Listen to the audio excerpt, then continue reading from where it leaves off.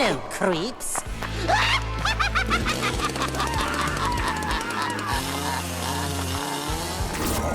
All right, welcome back to Fright Night Flicks. You're here with Dan and Darren. What's up, guys? What is up, everybody? Today, we are reviewing the 2019 strange, weird, surprisingly good Midsommar. I don't know why you invited us. We only do this every 90 years. I was most excited for you to come. Midsommar is about a couple that travels to Sweden for a little Swedish festival called, well, guys, it's called Midsommar, right? Will you just read the thing? No, I'm just freestyling. Yeah, it's called Midsommar or Summer. Yeah. We gotta say summer, not summer, right? Samar. Yeah. What begins as an idyllic retreat quickly dissolves into an increasingly violent and bizarre competition at the hands of a pagan cult. Wouldn't call it a competition, actually. Yeah, well, there's some competing in there, but There is competition, but it's not like they're going there for a competition. They're going there to observe what Midsommar is and what like this little cult does. Or I'm sorry, this group of people. you don't want to label them? Not yet. We will. This was weird. We'll get into it, but I did not know anything about this movie. Daniel said, "Oh, I can't wait for you to watch it." So I had these expectations. We'll get into it, but man, it was odd. I was not expecting what happened at the end. There's definitely some like, well, we'll get it, but there's parts that just are shocking. Yeah, Very shocking. You know what though? At one point, I thought this might turn into like a Squid Games type movie.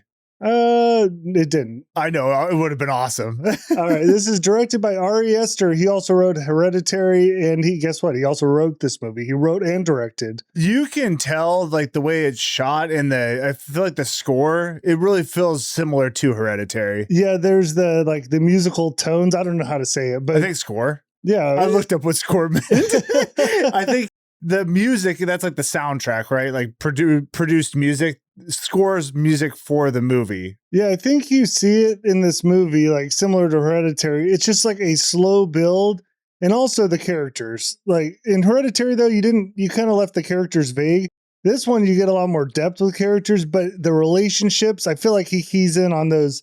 Like there's so much that goes on just between the relationships between the people. 1,000%, Dan, because You could say 100, 1,000's a little excess. yeah, well, who cares about that? Yeah, 100%. I noticed the characters because it's similar to Hereditary. I feel like it didn't really make sense. I don't feel like I didn't see the connection between the friends. Oh, okay. The friends group, I do agree.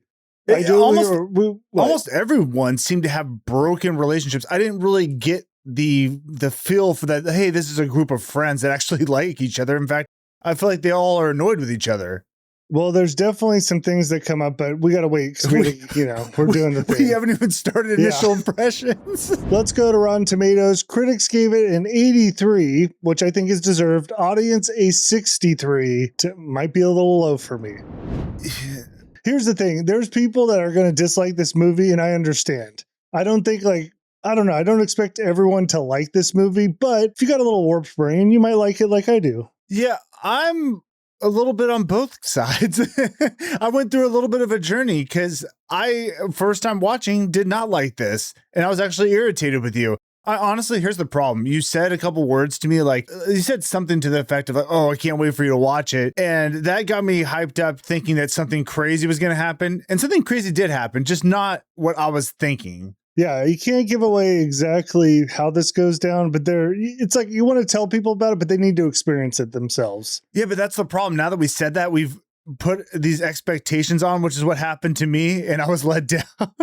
Oh, you were let down. I was, but I have grown. I have grown to like it a little bit more than I initially did. All right, before we jump in, we have some new members to shout out. Starting on YouTube, we have Vincent Martinez. I might know who that is. Really? That may be, I mean, it's possible. There's somebody I work with named Vincent. If that is you, Vincent, awesome, because he does know about the channel, so shout out to you. If it's not, maybe you could join too. Yeah. We'd appreciate it. That's the funny thing I was thinking about too. I'm like, I wonder if some of these people that have joined are friends or people from work that know about the show.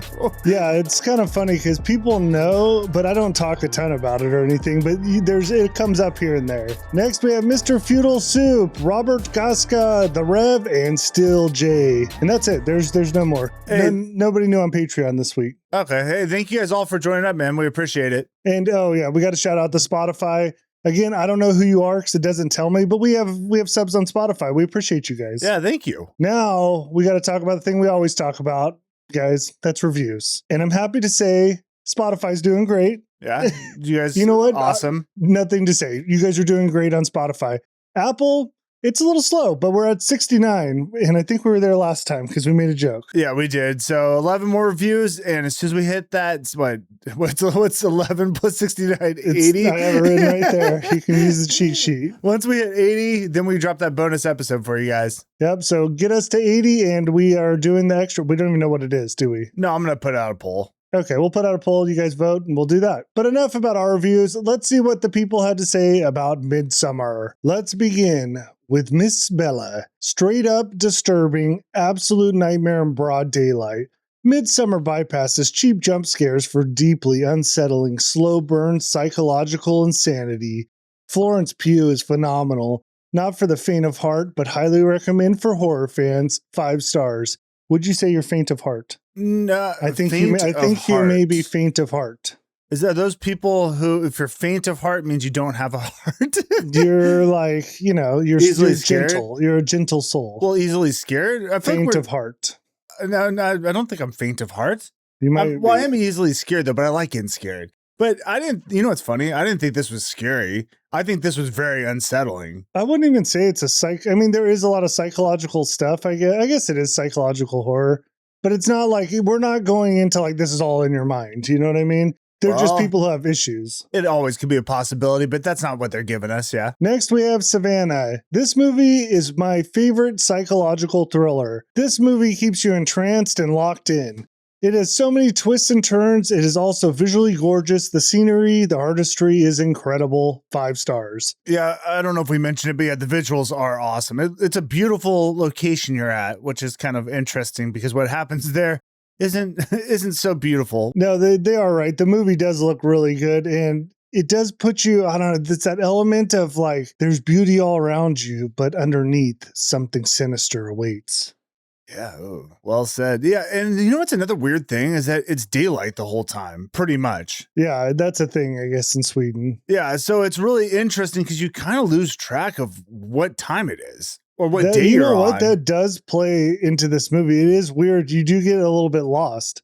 Yeah, I think that's by design. It's like days blur together. You don't know really how much time has passed because the light looks the same all the time. And it's kind of addressed early on, too. There's a scene where someone kind of doesn't know what date it is. You're like, wow, you're right. If it is daylight all the time, you wouldn't really know. No. Next, we have Reginald. Overhyped, overrated, but still not without merit. I went into Midsommar without really knowing much about the film, except the hype that spreads on the internet. A disturbing film, shocking to the core, and one of the best horror films of the year. None of those 3 things are true. Midsommar is a weird movie to try to review because as a horror film, it's bad. It's not scary. It's not suspenseful. The sense of dread is minimal. It's not a horror film. It's barely a suspense film. As an art film with somewhat disturbing theme, it's pretty good. 3 stars. He's kind of right in some points, but horror is kind of subjective sometimes. Here's the thing. I think he's totally wrong. The sense of dread, I feel like, is there the whole time. I thought that is actually probably the sense you feel the most, is that even though it seems happy, it seems cool, the people are weird. Being around the strange family puts you a little unease, and like the rituals they're doing are strange. There is a sense of dread the entire time. So I'm sorry, you're wrong. It's kind of tough with horror because people want different things out of it. For example, I think he's looking for a more traditional horror movie. This one is a little more of an artsy. Is this elevated? Elevated? Are we elevated horror here? I don't know. I think you could probably say that, but it's done well, so I like it. Yeah, I don't know. This is mostly about dread and just waiting to figure out what is happening and like being on your toes the whole time. By the way, there was like a ton of comments that all said it's just pretentious. Which I am one that I do get annoyed by like pretentious films and stuff. I didn't feel that way about this at all. Well, we'll get to initial impressions. All right. Next we have Karmas. So this guy wrote like a book. I'm going to just like sum it up. He was very angry. They targeted the Swedish culture and gave it 1 star. All right. Well, I mean, how can I comment on it? We didn't even read it. Yeah. All right. Before we jump into initial impressions, I want to explain what Midsommar really is, okay? It's a traditional Swedish festival that celebrates the summer solstice, usually held in late June. Basically, people like celebrate summer and good weather, preserving like Swedish traditions, spending time with family and friends. Now, in this celebration, there's some key traditions, and I'm sure they change depending on where you're at. Like in Sweden, it's probably a little different than here. Yeah, I would expect that, sure. But some key traditions include raising and dancing around the maypole, and that's always like decorated with a bunch of greenery and flowers. You'll see that in this movie. Wearing flower crowns, especially women and children. Gathering with family, friends, games, music, dancing, traditional foods, and pickled herring apparently is one of them. We will see that in this movie. That's a real part of the tradition? I guess. That's funny because that thing came out and I'm like, what are they doing? Tradition, bro. And apparently in the folklore, there is something about like putting flowers under your pillow for the person like you like or something. Like you put on your pillow, dream about the person. That's a thing. Okay. Odd. Sure. Anyways, that's the Swedish festival. Now, I want to ask you something. Yeah. Haven't you been to one of these? I've been to a Swedish festival. It wasn't Midsommar. Was it in the summer?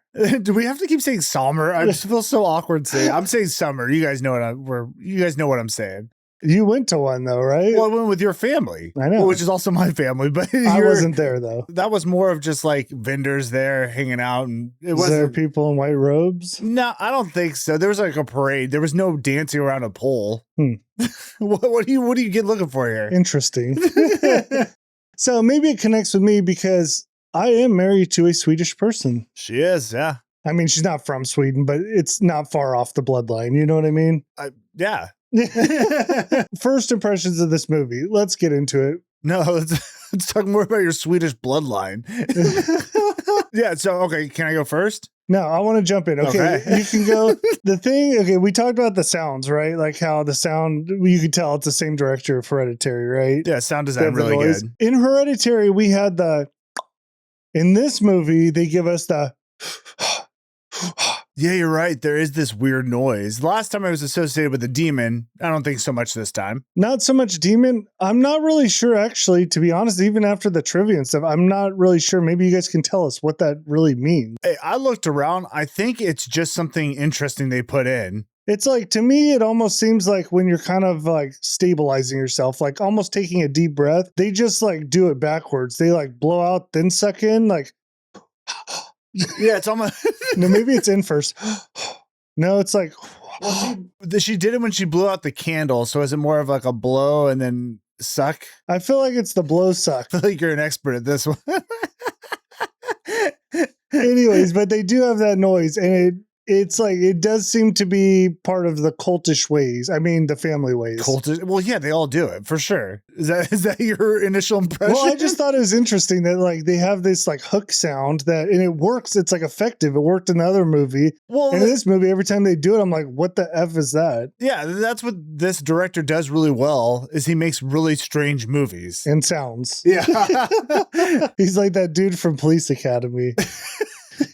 Okay. Oh my God. Will you go off with your impression? Anyways, okay. Something I did like, and they use it really good in this movie is, and we talked about it, like in the movie, when you're with the family, I'm going to call them right now, it is bright, it's sunny, it's beautiful flowers. But the beginning of the movie, it's dark, it's snowy.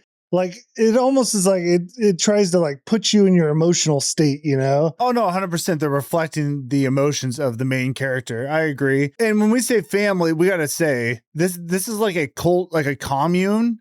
It's a group of people who tend to dress to like the same way, right? Well, yeah. In white robes, and they have similar customs. Yeah, strong culture here. And yeah, we're going to go to basically in Sweden, and it's this big grass area, maybe a little hilly with a couple barns throughout. And a then lot you're of space. surrounded by like a forest, and you're very secluded. Yeah, so it's an awesome environment. I love it, but you do feel very alone. It's beautiful, but it's also weird. It's awesome, but it does, like, even them walking in there made me feel uncomfortable. Like, I don't know, being around, there's too many strange people around. It like makes me uncomfortable. Well, it's really weird because they walk through this sun I want to say sculpture, but it's just It's like a cutout, but it's like a giant sun. Yeah, and they're walking through, so it's almost like they're the show. They're coming in, and well, we'll see what happens with that. But yeah, wait, what are we talking about? We're talking about the film. Okay, well, yeah, but go back to your impression.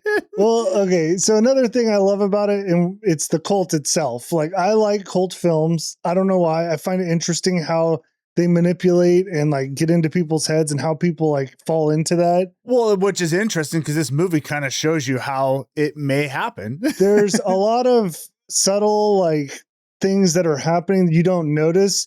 But after I've watched it like 5 times, I notice a lot of it. And I will say that's the big positive with this movie is it definitely has rewatchability if you're interested at all, because there are so many like little nuggets. There's a ton of foreshadowing that goes on. So once you rewatch it, now that you know what happened, it's like, oh shoot, they kind of told you what was going to happen right in the beginning. I mean, they tell you throughout the movie, they basically tell you in like some artwork, everything. Obviously, though, you wouldn't know if you didn't know what was going to happen. You wouldn't be able to just see that and know. Well, the first time I watched some of these things I saw and I was like, that's freaking weird. But I didn't even think there was a connection until later I realized I'm like, that drink he was drinking did seem a little darker than usual. Oh, wow. You don't know about this. I don't know. I did some research too. If you don't know about the drink, is you your don't impression know. done? Can I go? Well, yeah, sure. Well, I mean, we can like work it in together. I thought that's what we were doing.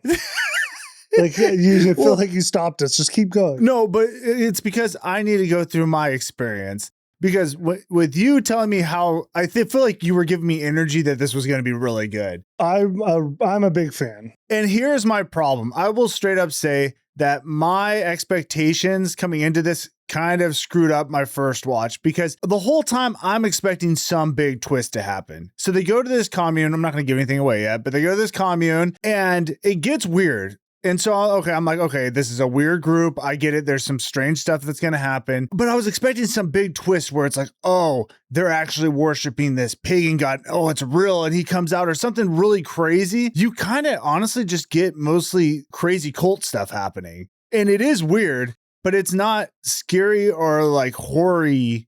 I didn't get hoary? as much. I don't think that works. Or it's not as hoary as I was expecting it to Why be. Why are you saying hoary? Because I was expecting to get scared. That's not hoary isn't what you think it is. What do you mean? Hoary. It's like a horror vibe, you know? Hoary.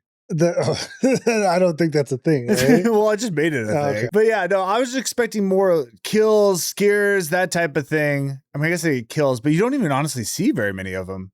Again, it's a slow burn. It hits you in a different way. Right. So that was my initial impressions. After I watched it, I was like, what the heck? Especially the most shocking scene. I'm like, freaking Daniel, something's wrong with him. Like, why is he recommending this movie? Dude, you guys, wait till we get to the scene. But okay, so that was my initial impression. So then I'm like, okay, I kind of got to watch. And I started to think about things and I started to get more interested. And then I watched it a second time and I'm like, you know what? I liked it. It was good. It's weird though. I understand why people want it because it's not a traditional horror movie. Yeah. And you have to be open to this type of a thing. If you're going into like, expecting a slasher movie or something, it ain't that. Yeah, there's no hidden monsters that are going to pop out and some, tree turns into a walking tree that stabs people with branches or something. There really is no big twist. It's kind of like they're telling you what's happening from the start.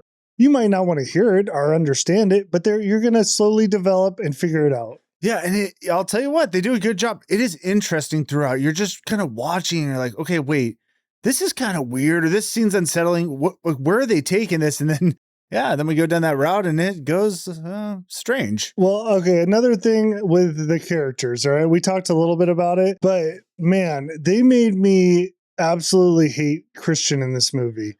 Isn't it Kristen? It's Christian. Christian. I think they say it kind of weird. It's Christian. Yeah, we're calling it Christian. Yeah, well, he is not likable at all. Yeah, we don't need to get into all that because trust me, we're going to. But like, you have him, you have our sweet main character, Dani, who's just gone through so much. Like, they make you really feel for some of the characters. Now, like you said, the friend group is very strange. It's a weird group of like these, I wouldn't call them scholars, but academic kids. Yeah, but they don't seem like any friend group I've seen. Like, I didn't, that's the problem I had, honestly. I didn't really care for any of the characters. Dani was cool. But even her, I wasn't like really connected to that much. Well, I think you're dead inside. Yeah, I was maybe, but no, because like when some people maybe die in this movie, I wasn't like, oh man, I wasn't like disappointed. I was just like, oh, that's interesting. What happened to them? Well, a lot of the auxiliary characters, they're pretty straightforward. There's not a whole lot of depth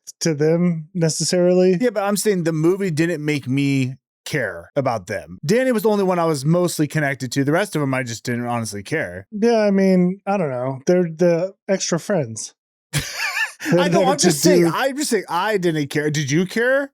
Well, I mean, I was interested. I don't know. You don't seem like you cared that But much. here's the thing. You don't really like love the friend group. That's the problem. Like all the friends, they're not great to Dani, except for our main guy, Pelle. I know. We will break into that, but I don't like the way they treated her at all. Yeah, I know. Well, but I can understand some of it. Yeah, that's the problem. I get it when you do have a clingy girl that's with one of your friends and you're like, oh my God, she's back around.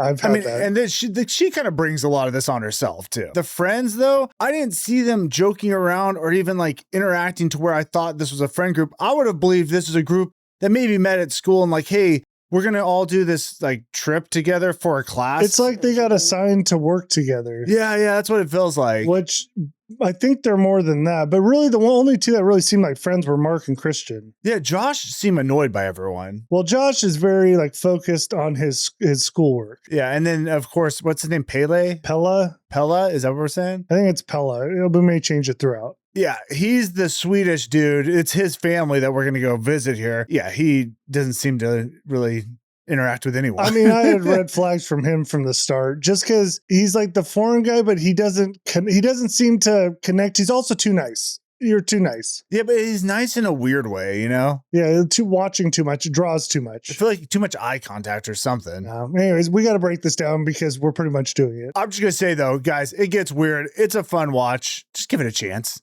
Oh, all right. You don't have to like it, though. So the film begins with a mural. Now, if you look at this mural closely, you'll basically understand the whole movie. Because it's going to walk you through it. After first watch, it makes a lot more sense. It shows like a death happening. There's some interconnected stuff going on there. There's like a grief section where a girl's breaking down. Guy's kind of taking care of her. There's a weird dude sitting in the tree drawing. Yeah. There's a big cliff with some flying angels. I wonder what that's about. We're going to see that. And then there's a creepy son smiling at a funeral. It'll all make sense in the end. I said funeral, it's a festival, but there may be funerals too. I think they run hand in hand.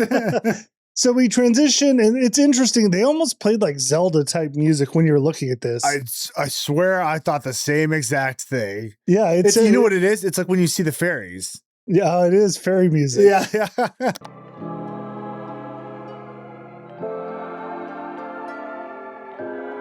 Yeah, so it's like you're having this kind of like, I don't know, it's a weird vibe when you're looking at this thing and this music playing.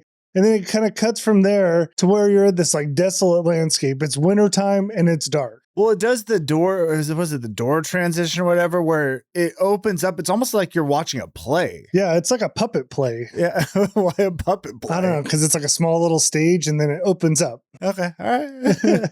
Never seen a puppet play, but yeah.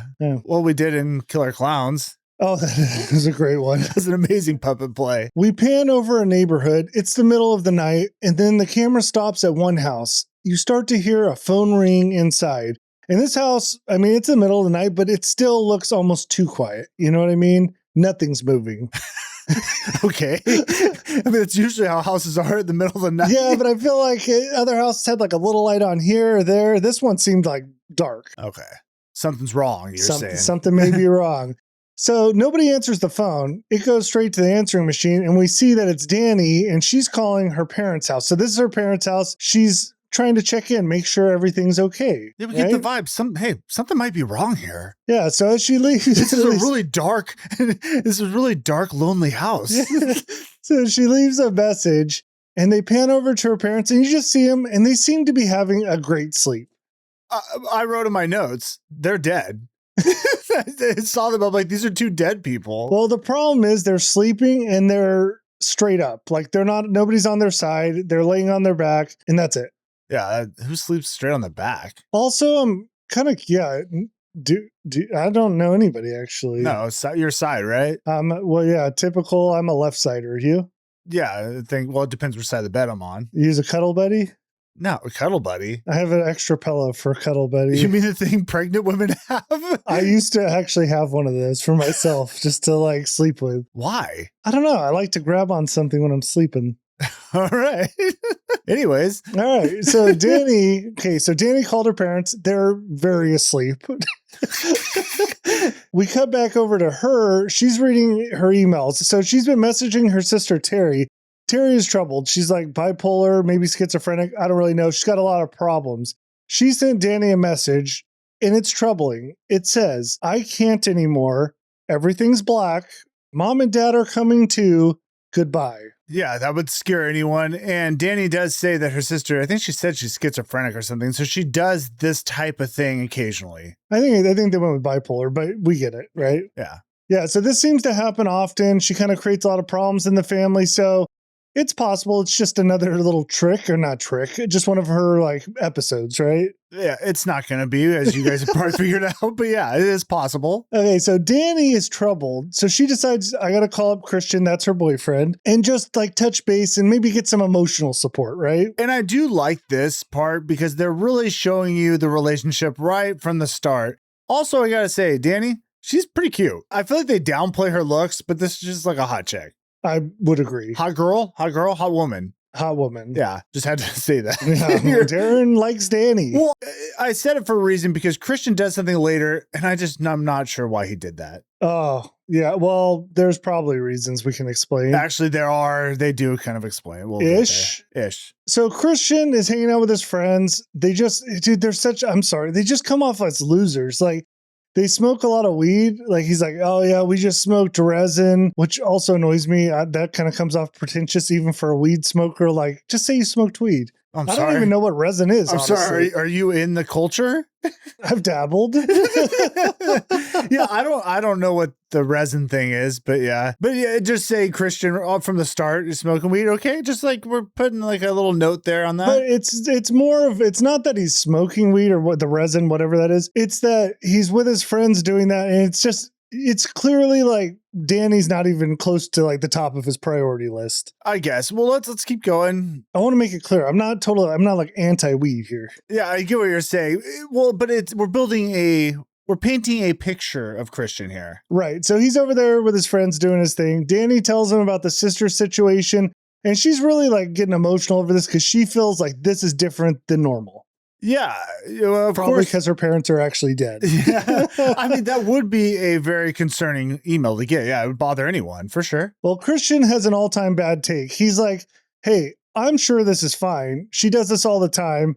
And then he flips it even further and he's like, and it's kind of your fault anyways, because you give her attention every time she does do this. So you play into this, you're kind of causing this problem yourself. That's a crazy take to blame your girlfriend when she's nervous about this email. Yeah, it shows you who Christian is. It's interesting because we just came off Obsession, where that main character, I think it was Bear, right? You don't want to say the name because we're not sure. Yeah, I think it was Bear, but I'm getting confused with the cooking show, whatever. Anyways, the main character, the one that gets Nikki all messed, makes the wish, breaks the stick. Yeah, we're aware. This guy is like way worse, in my opinion.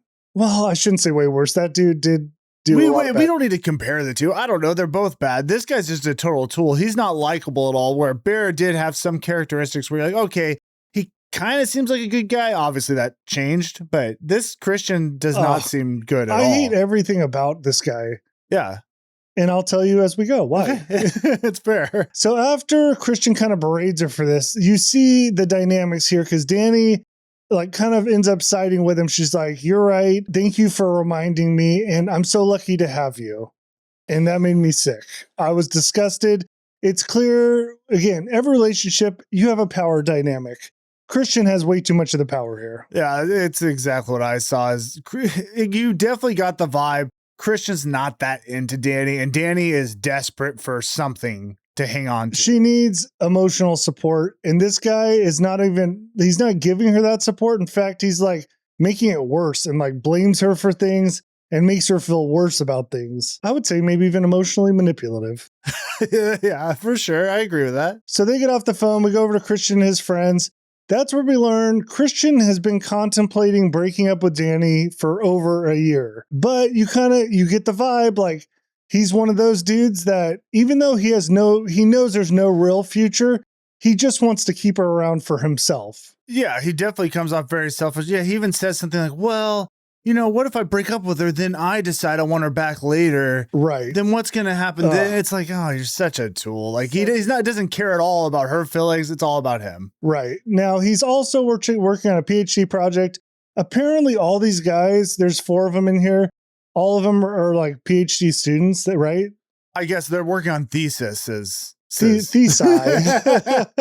Now, you do get the vibe, one friend in particular, but I feel like they all kind of feel similar, are a little tired of Dani. She calls a lot. Again, it's one of those things when you have a friend with a clingy girlfriend, you guys just want to hang out and she's causing all these issues. And when you got your friend like that Christian is, by the way, I would never be friends with anybody like that. But anyways, when you have a friend like him, you know, is always talking bad about her, but is with her, you're like, just break it off, you know? Yeah, I get why Dani is annoying to the friend group. She would annoy me too. She does seem very clingy. Like they're both not good in this relationship. Right.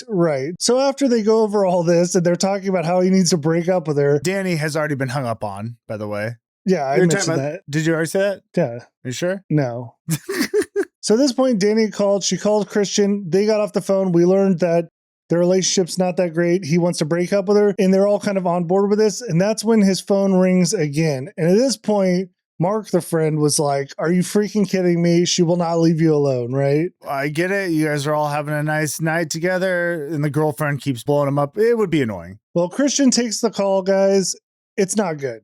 Dani is not just crying. She is like wailing on the phone. Yeah, it is unsettling, man. It is like pure grief. Pure grief, yes. And you may be wondering why, but you probably already know. And if you don't know, we're going to cut over to the murder scene. And I have to say, this is one of the most horrific scenes in such a subtle way. There's not blood.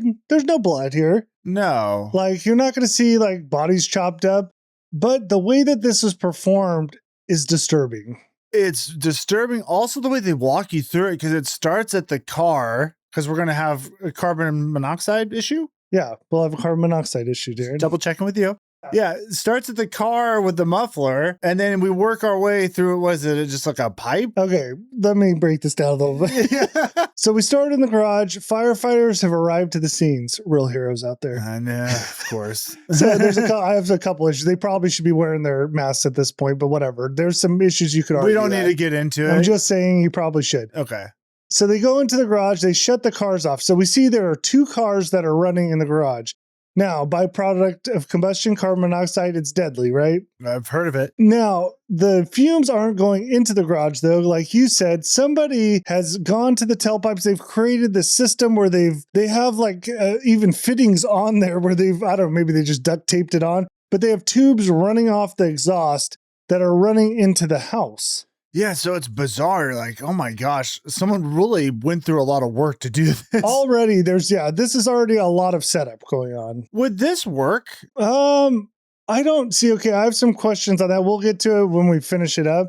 I mean, 100% works, and people do this in their cars. Whatever, we don't need to break it down. Really, it's just a disturbing thing to see. So, like typical, you'll see like in movies and whatnot, and probably real life too. I haven't been on these, but where they run it from the muffler like into the car. Yeah, that's I've heard of, because it seems like that space is small. A house seems like it would take a long time to fill up. So we follow the lines, and I actually like the shots they have because they have the firefighters walking and they put on their masks. I actually think these guys might be legit. Like real firefighters? Yeah, like sometimes you see fakes. These guys looked like they were doing the right things. Like, Dan approved of them. Even they were the stuff they had on. I saw thought it was real. They follow the lines walking up the stairs, and they come to a room. First interesting thing here, well, there's multiple. Other than the line running from the car into the room, it's at the bottom of the door is duct taped. It's been sealed. Oh, I didn't even catch that. Okay. I mean, we obviously know what they're doing. That's smart to do. So this line has been run from the muffler into the parents' room. They're dead in bed. That's not the craziest line, though. You got to follow the other line, which leads down the hall to Terry's bedroom. And this scene to me was horrifying because she's sitting on the floor and she has the tube straight in her mouth and she's duct taped it onto her.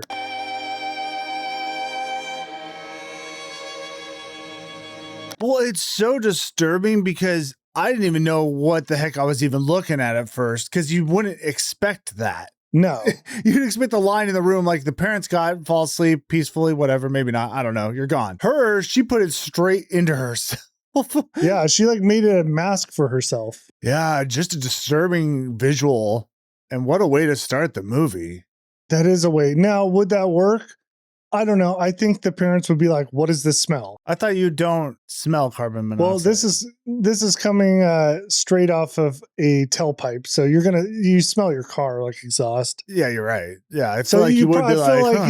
you probably get some like smoke in the room too, you know? Yeah. And then you'd be like, hey, maybe we should open this window. I don't know. It worked for the scene. It was just a weird way to kill them off. It doesn't really. I don't want to break it. I liked it. It was disturbing, and I think it was a nice little touch. Now we gotta move to like something that I legit thought about here.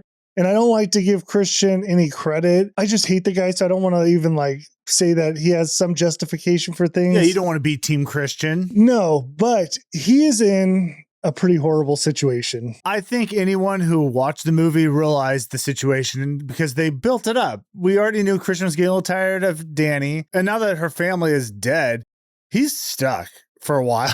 I mean, is there anything worse where you want to break up with a girl? There's a horrible murder-suicide committed and your family's gone. You cannot break up with her. I mean, I don't even know how you deal with this. It's like you got a year that you probably got to stay with her. And not only that, you are going to be there for emotional support, and she's going to end up being even more like tied to you. Hey, you only have one choice. You have to make her hate you. I feel it has to be her decision, not yours, to break it off. I think you got to find some other guy for her and like set her up. Yeah, I think that would be a good plan too. Well, I just don't. I feel like he kind of does like he puts in as little effort as he can into it. That doesn't seem to do anything. So all jokes aside, yeah, you should be there for her. I mean, the way he does it, I guess he kind of does try to cut her off by showing her no emotion. Yeah, I mean, he's a turd. Whatever. Anyways, it's a bad situation. We cut to sometime later. It's just like later in the year. And Christian and Dani, they're still together and they're going to head out to a party. So they go out to this party scene. It's his friends are there. And I liked the how they did this because she's in there and she's kind of in the fog still. Like, well, let me just say real quick. You cut off the beginning, which is fine. But they showed Dani and Christian's like leaving the house. And you got the impression that she was still sleeping, but it's like midday. She's still going through this grief with her family passing away. And you get the vibe that Christian obviously doesn't really care because Christian's leaving her to go to a party, but then she just tags along, right? Oh, okay, yeah. So I only say that just so we can put everyone in the mindset that, yeah, Dani still is very much handling this trauma. Right. Right. So they get to this party. That was deep. Yeah, that was something. And she's like, again, in her own world. And I like the way, like I said, they did like everything's muffled. She's not really even paying attention to words until she hears that the guys are going to Sweden. And all of a sudden everything opens up and she can like hear everything, you know? Yeah, it was a cool way to play with audio. The plan here is for all the guys to go to Pelle's hometown because Pelle is part of a community that celebrates this big midsummer tradition. Now, Josh is doing his research on European midsummer traditions. So he's kind of like the main one that wanted to go do this. And then everyone else is like, that would be a great experience. Let's all go. Yeah, you can imagine when you're in college, this would be a blast to go with your friends, a guy's trip to Sweden. Sure.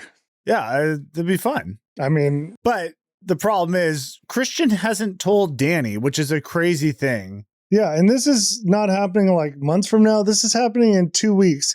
But Christian tries to play it off. Like he's like, oh, well, I might not even go. I don't know. I don't know. Like, I'm just thinking about going. You can tell he totally is planning on going, but he's trying to downplay that he didn't tell her. Well, yeah, he doesn't want to upset Dani, I guess. So they end up leaving the party. They go back to the house, and you would think they walk in, and like the first thing a Christian's going to do is like, hey, I'm sorry I didn't mention this. Like, I wanted to do this trip, talk about it a little, but that's not what he does. Instead, Christian just like sits in the chair, and then he's like, kind of ignores her for a second. Then he's like, hey, are you okay?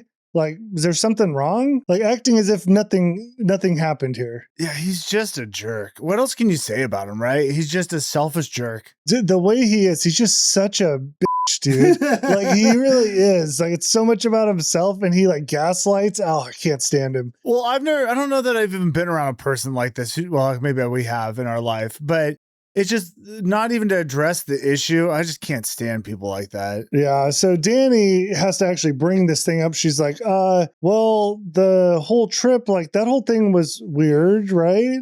And he's like, what do you mean? I told you I wanted to go. I just decided today. Like, I wasn't trying to keep it from you. Which it's all made up, right? Well, yeah, he's just telling lies for sure. And Dani, just the sweetest little Dani, she's like, I don't mind that you're going. I just wish you would have told me that's what you were going to do. Here's the problem with Dani, and I like her, but she's just being a little too pathetic in this relationship. Just like you said earlier, he has all the power. She has nothing. And you just see it. It's so obvious. Yeah, you got to take a little bit of this back. Which is funny because I'm like, I feel like she's a lot hotter than Christian. You know what I'm saying? She should have the power. If she puts on a little makeup and dolls herself up, she would be way out of his league. I think she was beautiful the way she was. Christian never really takes any accountability for any of this. Instead, he gets tired of Dani bringing it up and he's like, you know what? I'm going to just leave. But he knows by doing that, it's going to make her just want him more because she needs him. Like you can tell she now relies on him so much for her emotional support that as soon as he said he's going to leave. She's like, I'm sorry. Like, you should do the trip. It'll be great for your thesis. Like, this is really good for you, you know? Yeah, she's a stage 5 clinger. And you feel bad for her. You get why she is this way. But it did feel a little bit like she was this way before, too, though. Like, before her family passed away. It did seem, yeah, she knew she was a little leaning on him a little too hard for the support. Anyways, so that's what happened there. We cut to the friends, and they're all hanging out. So we have Pelle, we have Mark, we have Josh and Christian. I don't know if we really broke these guys down. I told you guys Pelle is the one from the compound. Mark is his friend. Mark and Christian actually seem like friends. Mark's kind of an asshole, though, an idiot. He's almost a jester. Jester? Yeah. He's almost a jester. He is almost a jester. Yeah, but he does seem kind of fun. He kind of comes off like a jerk sometimes, but I guess he's kind of like bro-y. Yeah, he's a little bro-y. Yeah. And then there's Josh, super intellectual one. Kind of quiet, but he's all about the study, right? The first time he talked, I'm like, oh, this guy, just a real intellectual. You know what I'm saying? So they're in their apartment. Again, they're smoking a lot of weed. No judgment, just saying that's what they're doing. And I found it interesting because Dani comes over and Dani's going to be coming up and Christian's letting them know that. They're like, hey, should we like clean this stuff up? And he's like, no. Like, don't even worry about it. He's like, it's just Dani. Yeah, it does come off like that. Like, who cares? Hey, like, we don't need to really go into it. We get it. We get the relationship, Dan. Okay. Not only we've nailed that Christian's a horrible boyfriend, right? Yeah, I think for like 20 minutes. Here's where I would just say he's a shitty person and a shitty friend. Yes. Because he now tells them, as Dani is coming up in his building, right? He tells his friends, hey, guys, I invited her to Sweden. Okay, right there. Crazy thing to do. It's a guy's trip. There are no girls. To invite a girlfriend, which you already know the friend group isn't a huge fan of, is crazy. But that's not all, though. He's like, but she's not going to come. But she did accept, like she said she's going to come, but trust me, she's not going to come. Oh, by the way, you guys all told me, like, she thinks you all wanted her to come. Yeah, so right before she gets there, he drops this on them, so they can't even argue with him. They have to go straight into acting mode. Right, and they have to be happy because they wanted her to come. Dude, I'd be like, you and her aren't coming now. Yeah, like, F this guy. Yeah. But on the flip side of that, Dani should know better, like, what group of friends are going to want the one girlfriend to come along? Legit, she shouldn't even want to go. I wouldn't go on a trip with my wife, well, if girlfriend at the time, if she was with all her friends and it was just me. Why would I go? I don't know. Unless it got weird, you know? There are some options in there. Dani ends up getting into the room. As soon as she walks in, Mark grabs Christian and is like, hey man, can you help me with this thesis? Basically pulls him to the other room. He's probably doing the talk like, hey asshole, this was a really stupid move. Yeah, it seemed like he was going to kind of set Christian straight. We didn't see that. What I thought was more interesting is when she walks in, Josh says, Sweden, huh? So he just kind of throws it out there. But Pelle says, you're coming, right? So, Sweden.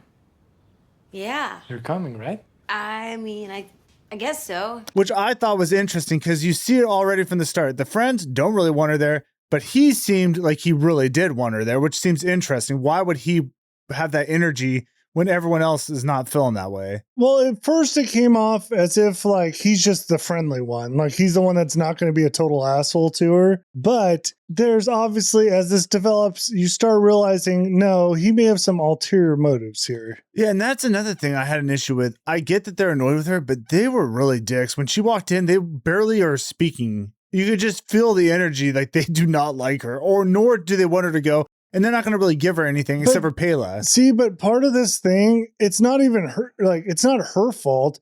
Christian has set this stuff up and he does this to her multiple times, making her almost the villain of the situation when it's him that put her in the friends in the situation. It's both, though, because she shouldn't even be there in the first place. Yeah, but if he tells her, like, the friends all want her to come, she's going to be like, well, if they really want me to come. Like, yeah, but you should realize who you're with. Like, she knows Christian. I don't think you can put it too much on her. No, I'm not putting it all. I'm just putting a little bit. Okay, something else that's interesting. Pelle, as soon as like Dani comes in, he's writing in a book, and like when she like gets close to it, he just closes it and like puts it away. And I looked closely at that book, and it seems like he was drawing a little table. Looks like he's doing some festival planning. Okay, here's another thing we're going to find out. Obviously, we're going to his family's commune or whatever, farm. I wonder, there's some speculation I've seen where maybe he played into even her own family's stuff. Have you seen that? No. I think that's a leap, though. You know what I'm saying? But because it does seem like he really wants her to go. Maybe he did some work behind the scenes to get her to go. I just don't think there's anything that suggests I that. like weird speculation. Okay. I'm just throwing things out there. All right. You obviously didn't pick it up. Wasn't a great one. Well, we also learn here that during this trip, again, I just got to say how much of a dick Christian is. He was going to leave on this trip without her, right? That was the plan. Which is insane. That is insane. It is also during her birthday. Like while they're on this trip, it's her birthday. So he was going to leave her on her first birthday after her whole family gets wiped out. And not even let her know. And this is a long trip, right? Wasn't it like a month? I don't even know. Yeah, whatever, sure. I mean, this festival's 9 days alone. We have nailed it. This dude's a tool. Now, during this whole scene, we do learn about the festival itself. Pelle kind of explains it's a 9-day festival, lots of pageantry, lots of ceremonies. We already mentioned he's from a commune. He shows her pictures. They all wear white robes. Interestingly, they study the runic alphabet. That's kind of odd, but you're like, sure. Well, the whole thing seems a little odd, but you know, it's like a different culture. So you're like, all right, let's just see what happens. Right. We're here for the experience. Exactly, yeah. Then he shows Dani a picture of last year's May Queen. During this scene, I found it very interesting because he's showing her these pictures, and as she's looking at him, he's not like looking at the pictures with her. He's just like staring at her. And then he tells her how glad he is that she's coming. You know, it seems to be, he's very locked in. Yeah, definitely get the vibe that he likes her, but it's not even coming off like he's super into her, but he definitely is very, what's the word, like, not passionate, but he's very intense. I felt like he's giving her his full attention. Yeah. Well, guys, I think it's about time. Let's just go to Sweden. What do you think?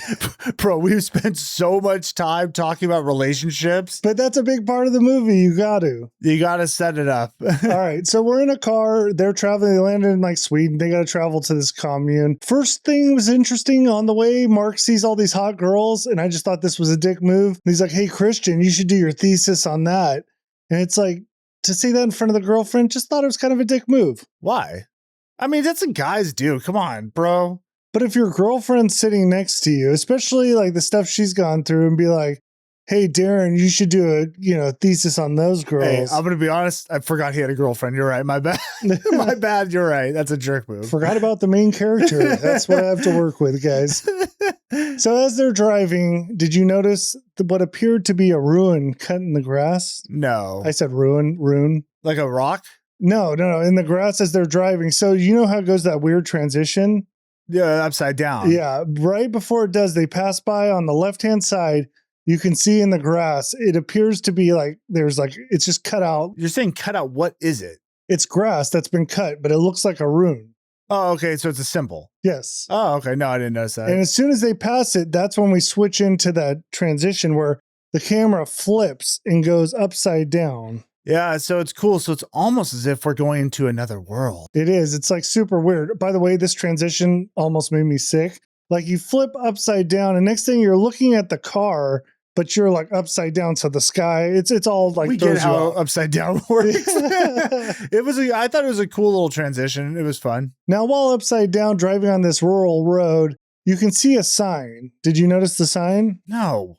You didn't notice the sign. What sign? Okay, there's like a banner that they pass under. Now it's written in Swedish, but I did some translation. Okay. It says, vote for a free North this autumn. Stop mass immigration to Hälsingland. And I guess that's where they're going, Hälsingland. So what I took from it is this is a very private, secluded community here. Oh, is that what you... I mean, okay, I like that you did the research, Dan. We obviously know this is going to be a private community. Yeah, but you got to realize like it makes it like a little creepier because it's not just like a friendly, you don't know what you're going into. Yeah, okay. Yeah. So it's like they're very secluded, almost like the state of Jefferson. You know what I mean? Yeah, I do. But they have to be because once we find out what's going on, you can't have people around there. Well, yeah, I'm just saying this was a little sign, okay? Literally a sign. Yeah. And figuratively. Finally, they get to the area where they're going to stop. We're not at the commune. Instead, we're at just like a big, open, sunny field. And this is where you get the first visuals of the movie where you're like, dude, first of all, it just feels bright. I don't know. It makes you almost feel happy-ish. Hey! These are my friends from America. Yeah, it's just beautiful. Green rolling hills. It's like a movie. It's like a set from a movie, which it is. Yeah. It's exactly what it is. But you're right. You do get very peaceful vibes there. Right. And the interesting thing here is there's people that are from this commune that are here. And then there's the outsiders. So it's like the meeting ground because people have brought in others from the outside. Yeah, this is before we get to the actual location. This is like the setup area. Let's all meet, do some shrooms and get weird. Right. So Pelle, wait. I just realized you said the shrooms thing. You like that? Yeah, okay. So Pelle takes him out of the car, introduces him to his brother Ingmar. It gets confusing because it's like, are they actual brothers? I didn't take it as brother, but you know, who knows in this community. Ingmar introduces him to Simon and Connie. That's two of his people he brought. I didn't write this in there, but their whole meeting thing was weird. It was like Ingmar says that he was dating Connie, and Connie's like, well, we weren't even dating. Didn't realize we're on a date. Ingmar's like, oh, no, I know. I just, we decided to be friends. It's like, what are you talking about, buddy? I'm like, you're coming off real creepy, dude. Like, if you want to sell this commune thing, like, chill out. Yeah, that was bizarre. Why did they have that in there? Because they made it seem like Ingmar and Connie had a thing, or Ingmar thought they did, but obviously they didn't. But why? My question is, why is that in the movie? Was there something more to that? I think it kind of just shows how he's trying to like manipulate, you know what I mean? Like at first he tried to be the boyfriend, that didn't work, so he just became the friend to get him there. Yeah, but it's like, why would he even bring that up right there? I don't know, it was weird. It was weird. Well, Ingmar explains they came at the perfect time because they just chomped some mushrooms. Time to trip, homies. So yeah, so everyone's like, okay, let's go time. Like they pull out the bag and everyone is down to do this. I think this would be a god-awful idea. I mean, I've never done this, but I would imagine being at a new location would not be the spot you'd want to do it. Okay, I may have done this once in my life. Allegedly. Maybe, allegedly, yes. And you want to be in a place that you're very comfortable with. You definitely don't want strangers around. Yeah. Like that can really mess you up a little bit. Yeah, and I can understand it. That's why I would be like, hold on, I'm not ready to just jump into this. We just got here. I don't even know what's around me. Also, I don't trust strange things that people give me like that. Yeah, that's like, fair. I need to know dosages. I don't want to go overboard. Yeah, you have a problem going overboard. May have done that once before too. Not a good idea. Remember bailing them out. It's tough. Now, Dani's the only one with a brain here, and she's smart because obviously she's got a lot going on. She's like, you know what? I'm not ready to do that right now. Like, you guys can go ahead, but I just want to hold off. Christian comes off at first like a good boyfriend. And he's like, oh, if you don't want to do it, that's fine. I'll just wait with you. And I'm like, okay, good. He's kind of doing the right thing. But it quickly turns when Mark is like, wait, hold on. You guys can't do it later because we're on separate trips. It's going to like mess up the whole thing. Which actually, that does make sense to me. That does check out. And I do kind of agree. But it's already from the start. It's Dani's already screwing things up. Well, Christian makes it even worse because he's like, instead of just saying like, oh, I don't know, he'll go do it with him. Because Dani's not doing it, he's like, well, if you want to do it at the same time, why don't you guys just wait for us?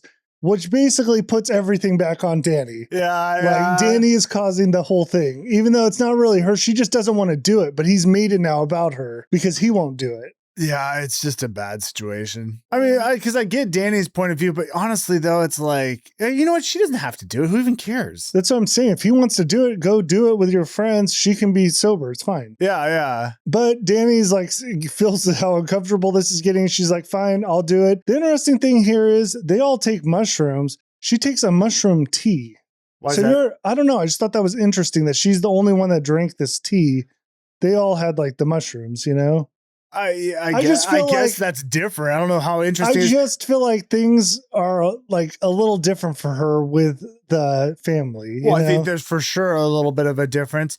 Do you think they liked her too because she was a blonde white girl? I mean, she fits into the Swedish culture there. Yeah, because I was thinking there's another girl who doesn't fit in as easily.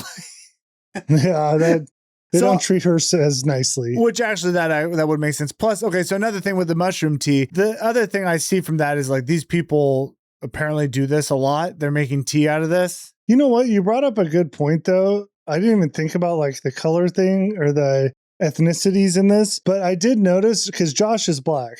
Right. And there's a point where Josh asks a question and a guy kind of cold shouldered him. And I was like, that was kind of rude. And then now looking back at it, maybe they're You know what? they're the people that aren't white get taken out pretty quick. Oh, you know, I didn't even connect all those dots. Yeah, that's very true. Because they do seem to be interested in Christian and Dani, right? They are the main ones, yeah.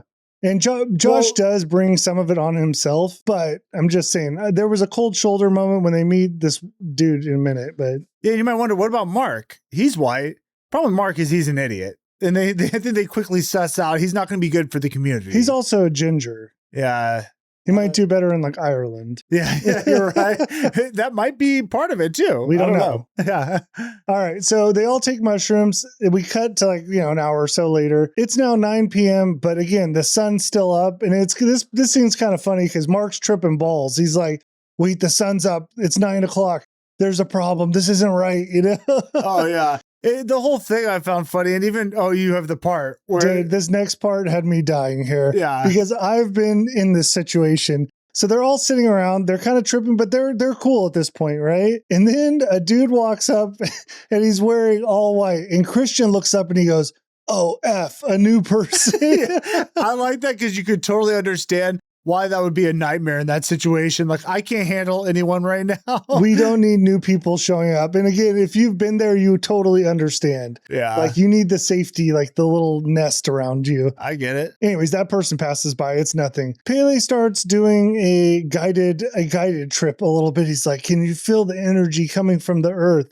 And Dani's really feeling it. And she looks down at her hand and all of a sudden it's like growing grass around her. And then into the hand, like she's becoming part of the land. Yeah, she's really going into the trip. But then out of nowhere, it's like all the sound kind of stops and Dani stands straight up. Things aren't going well for her now. Something snapped her out of this. Yeah, do we know what did it or just all of a sudden? It was all of a sudden. I didn't see anything that triggered. The problem is we know going into this, Dani's got a lot of baggage she's dealing with. And maybe going on a trip isn't a great idea for her. And she kind of knew that too. Yeah. Yeah. So she ends up being like, hey, I got to go for a walk. Leaves that group, ends up running to another group of people. They're all laughing. She thinks they're laughing at her. Again, you get paranoid. I understand. She runs into this red bathroom. It's like an outhouse. Okay. So the interesting part is we go from beautiful sunny day out on a meadow somewhere. And then you go into the bathroom and it is pitch dark. So just that contrast is like, oh no. Right. And then she lights a candle and all of a sudden her sister Terry is in the mirror behind her.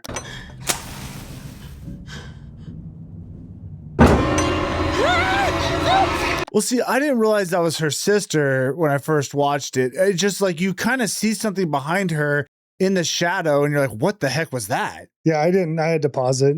It was pretty freaking creepy, though. Right. So she totally freaks out, sprints out of there, runs through the woods, screen goes black. 6 hours later, she wakes up. She did a little forest nap. Yeah. So she woke up, but apparently it had already gotten dark. And then the sun's already up because I don't think it stays dark very long. Right? What? I don't even know if it got dark at all. Oh. I don't know if it gets dark or not. Okay. It never gets dark. And no, it does. In this movie, it does get dark, right? Yeah. So it must have been. I think it's very short. Yeah. Yeah. Okay. And as you can expect, the friends aren't really happy about this situation. Like they wanted to have a good trip. Dani ran off, caused some more problems. It's not great. Poor Dani just shouldn't be on this trip. Right. So they continue on their journey. They got to hike a little bit to get to the compound. You can't just drive to it, apparently, which is also a little bit of a, I'd say, yellow flag. Why? You just can't drive straight there? Yeah, you're very secluded. It makes you feel like you're stuck there. From like a viewer's perspective, I'm like, oh man, they're going here and it's going to be tough to get out because there's not an easy way unless you just want to run. No, which is an option. But now I called that a yellow flag, but let's get to the red flag, because to walk into the compound, you have to walk through the giant sun cutout. They walk through, and then when they come through, that's when you really get this opening where you see the barn and the grass all around. It's really beautiful. But there's also the commune people or whatever. Everyone's dressed in white, waiting for them.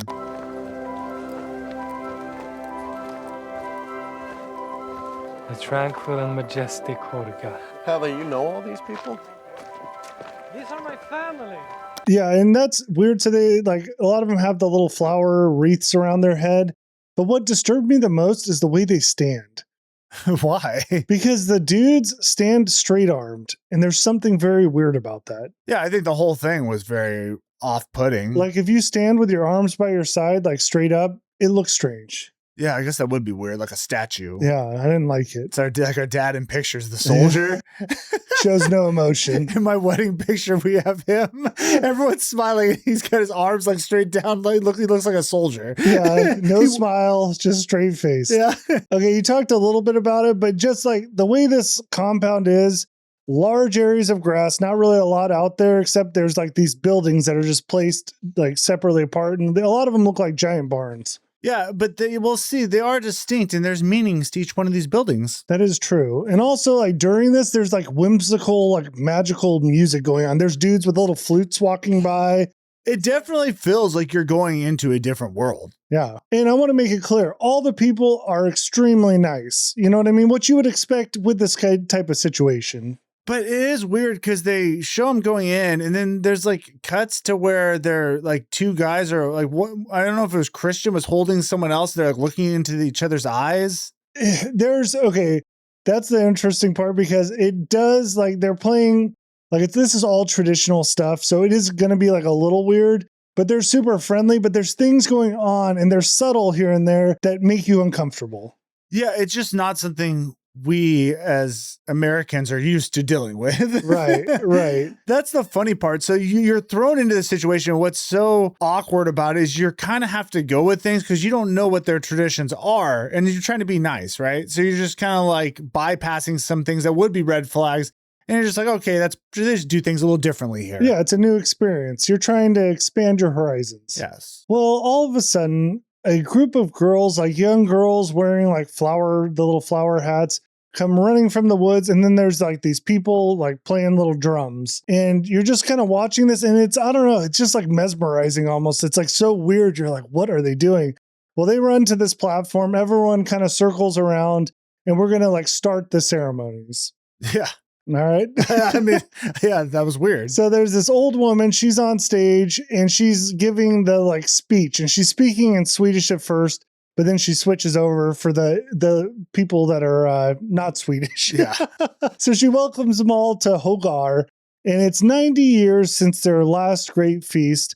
90 years until their next great feast. I'm not really sure about that, how that whole part works. Either way, they're going to toast to this 9-day feast now. Does Midsommar only happen every 90 years? Maybe they said days. No, I thought it was like.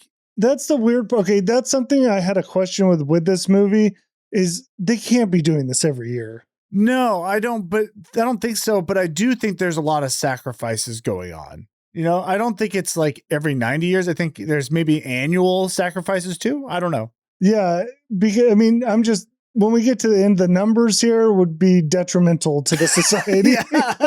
Now, one thing you start to realize is there's a lot of drugs in this movie, and they're subtle drugs. You don't even realize what they're doing, but they're constantly like drinking liquids that are like laced with stuff. Oh, yeah. You don't even really know what it is, but yeah, these people are tripping 24/7. Right. So for now, though, this ceremony kind of ends with two old people holding torches. Thank you. That was it. Yeah, two old people. That was an introduction to the fact that, hey, we're here. Ceremony's starting. So we go from the ceremony into the bathroom with a young redheaded girl named Maya. Maya looks young. Do you agree? It's hard to tell their age because I don't know that they wear makeup or anything, and they're in white, all this white clothing, so it's hard to tell. But yeah, I'd be concerned. Yeah, to me, she looks like a little too young. But anyways, the reason you'll understand why when I say. So she's looking in the mirror, very focused, very intense, and she's kind of like getting her hair ready. She turns around and goes to leave, and then she does the thing where she goes,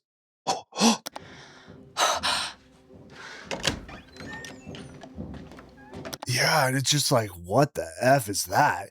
I honestly, my first thought, I'll take you a little bit through my journey on this. I thought there was a possession type thing going on. there might be. It depends if you believe.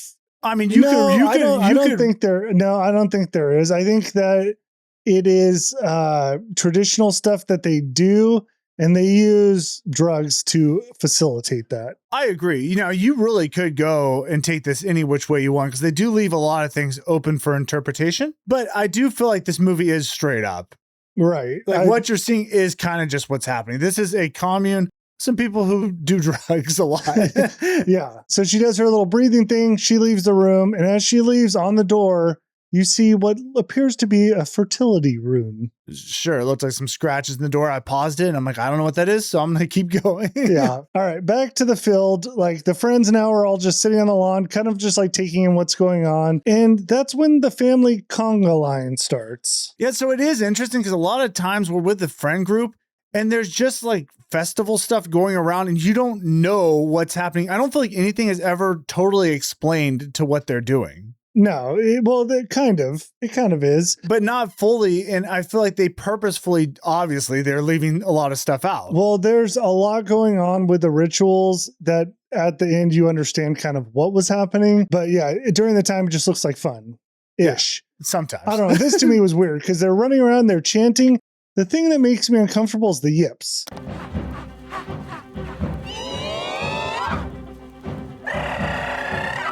They're like, Yeah, it was odd.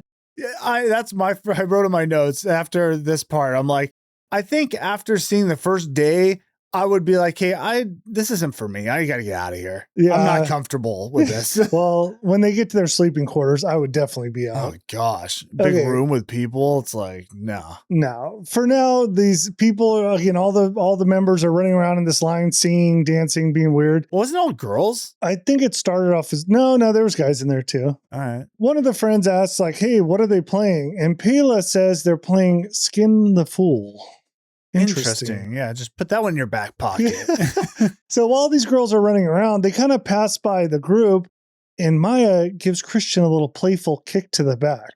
A little love tap. All right. Yeah, so Christian feels that. He looks up, and then she's kind of laughing, like a little flirty with him. So then he kind of looks around. He's like, hey, can I just like jump into this thing? This dude is such a freaking tool. He's the worst. So you get the vibe right from the start. He kind of clocks what's going on, and he wants to go and dance or run around with these girls. He's open to it. Yeah, and his girlfriend is right here. We don't need to nail it home anymore, but man, it is just ridiculous. I would say he's going to nail it home soon for us. Really jam it in, one might say. Well, actually, that's interesting because Pelle actually says, like, when Christian asks if he can join in. It's not interesting. I set you up. I knew what he said. Pelle says to him, hey, you're American, just jam yourself in there. I thought that was really interesting. Again, some more foreshadowing here. Foreshadowing, also a little bit of like a shot at the Americans. Yeah, and it's going to get weird. He'll be jamming it in. Yeah. All right. So all the friends end up going into the line, except for Dani and Pelle. So Pelle now has Dani to himself, and he's like, hey, here's a little gift I gave you for your birthday. And it's a portrait of her. And she's initially kind of a little taken back, like, oh, thank you. But it is kind of intense, you know? Like, hey, you've been drawing me. Yeah, it's a weird thing to do, and they don't seem to have a relationship. She doesn't really seem to know him very well. It feels like they're kind of just getting to know each other now. But as you can see, it's starting to build. Pelle is definitely playing the long game here. Yeah, he's the little side friend, kind of bashing Christian on the side. Subtle. Subtle and seeming to be like coming from a good place, but you realize he's got other motives. After the conga line, the group ends up taking a walk around. They're kind of getting shown around the commune, seeing what's there. There's a lot of these large ruins around, and they kind of downplay them, and really there's not a whole lot to them, but they're around. It's just kind of like weird symbolic stuff going on, right? Yeah, it's just like you get the vibe they're into some alternative religious stuff. Well, I don't think it's a vibe. I think they just are. Well, you're setting it up. I'm just saying it is what it is. Christian ends up spotting a large yellow triangle building, and it's very like, it just grabs your eye. It's like set against that green backdrop, and it's all the way out by itself. You're right. They have it alone, and just the triangle shape is interesting. Again, very symbolic. I saw something where they showed there's a lot of triangle symbology in the movie, but it's funny when you watch the breakdowns, it's like you could look into anything and find it. You know what I'm saying? Yeah, that's the thing with this movie. I don't think you have to. It's pretty straightforward. But anyways, Pelle explains that's the sacred temple. Nobody's allowed in there. All right. So you're already from the start, you're like, what's in there? I gotta see. We need to know. Now things are going to get weird because the group splits. We have Simon and Connie. They go off with one of the cult guys, right? So those are the new outsiders that we just met. Yeah. Now the first thing they see is a bear in a cage, and the cult guy's like, "Oh, it's a bear in a cage. Like, what's weird about that?" Yeah. They're like, "Hey, what's up with the bear?" He's like, "What do you mean? It's a bear." Yeah. All right. And then Connie spots like some flag drawings. They're like on a laundry line almost, but they seem to tell a story. Oh man, this is a weird story it tells. Well, this is what I would say is a guide on how one of the cult members can get a man. Yeah, this is their little ceremonial process. So I'm going to walk you guys through it, and maybe we'll show some imagery. Some imagery. Not all, Definitely man. not all imagery. First, the woman spots the man, right? You see the guy you want, and you kind of like start obsessing. You fall in love. You take your pick. It's the initial connection. You gotta have that spark, guys and girls. No, well, you don't even necessarily need the spark. You just have to spot them, it seems like. Oh, just find someone. Okay. Then you collect some flowers. You put them under your pillow. Then you dream about that man. Okay, that's step one's complete once that dream has been finished. Step two takes a pretty dramatic turn because step two involves trimming your bush. That is some personal grooming there. And they're very serious about this step because they give us a very close-up view of how a woman would do this. Yeah, I was like, okay. It's disturbing. It's weird to have on, this flag, but this is a different country, whatever. We're just going with their culture. We're not judging at this point. Yeah. So you take the pubes that you've cut and you put them into a food product of some kind. It's getting a little weirder now. That seems like a problem. Well, let's notch it up because step three is collecting menstrual blood. Wow. That's pretty gross. What do you do with that blood? You put it in a nice little cocktail. In a cocktail? You put it in the drink? You put it in a drink. Oh, man. That's gnarly. I didn't catch that one. Step four, you serve the man. Oh, that's why you said the drink was darker. Yeah. Oh my gosh. Weird. Okay. Yep. That's gross. That's gross. Step four, you serve the man a pubic pie and a vagina blood cocktail. He'll be hypnotized. You'll be together forever. That is some gnarly tradition. And they believe in this tradition. So now that's disturbing, but let's get to the freaking nightmare of this whole situation. And let's go to the sleeping quarters. They go into this, what it appears to be like a barn house. It's like a 2-story barn house, but it's empty on the middle. And lined around the edges is just beds. There's zero privacy.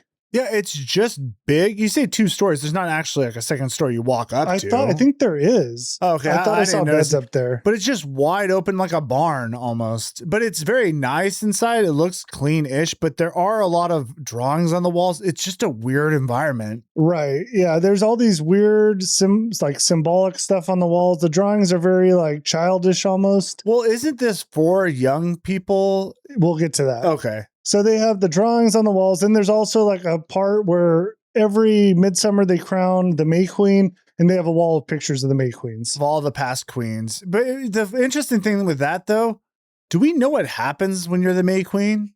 You're just the bad bitch. Yeah. You run the show. Yeah, all right. So Pelle explains that this is where all the young ones live until you're 36. When you're 18 to 36, apparently you go do your pilgrimage. If you're not on a pilgrimage, I guess you stay here. So that's why he's out in America doing his pilgrimage. After that, you go to the laborer's house, and that's from 36 to 54. That's the working age. 54 to 72, you're a mentor. After 72, Pelle goes, and you think he's joking. It seemed like a joke, but Pelle doesn't really deliver it like that much of a joke, though. Yeah, kind of just telling you what happens. So it's interesting. That is their little life cycle. Right. Now, after this, Pelle pulls Christian to the side and he tells Christian, hey, you know your girlfriend? It just so happens to be her birthday, and you've forgotten that. Did we already go through the scene where Dani and Pelle were talking about that? Well, yeah, that's where he gave her the picture. Oh, okay. Yeah. So he tries to help Christian out, gives him like a piece of cake or something. Is like, hey, just go give this to her and you'll be on like good graces, right? Yeah, it seemed like he was being nice. But it's also like, you know that she knows he forgot. You know that he knows that she knows. So by sending him, it's not really helping. It's the damage has already been done. And it's almost like she can put it together like someone's helping you out with this, you know? Oh, like Who's the real good guy? Like Pelle told you? Yeah. Yeah, it definitely could be, because we know he's not Pelle, that is not actually interested in them staying together. Right. And even Christian, like he gets this and he pulls Dani to the side, tries to give it to her. Oh. And you can tell he just doesn't care. Oh, it was cringy as ever because he's got this cake with a candle. He's trying to light it. Can't even light the candle. It's just all thrown together. He explains he forgot her birthday, which actually would be legit because it's like you don't even know what day it is, honestly. It is tough, but you should probably remember that. You should. Now, what I found interesting was not really what was going on in the scene. It was what was going on behind the scene. That's interesting you say that. Not specifically for this part, because I noticed on my second watch,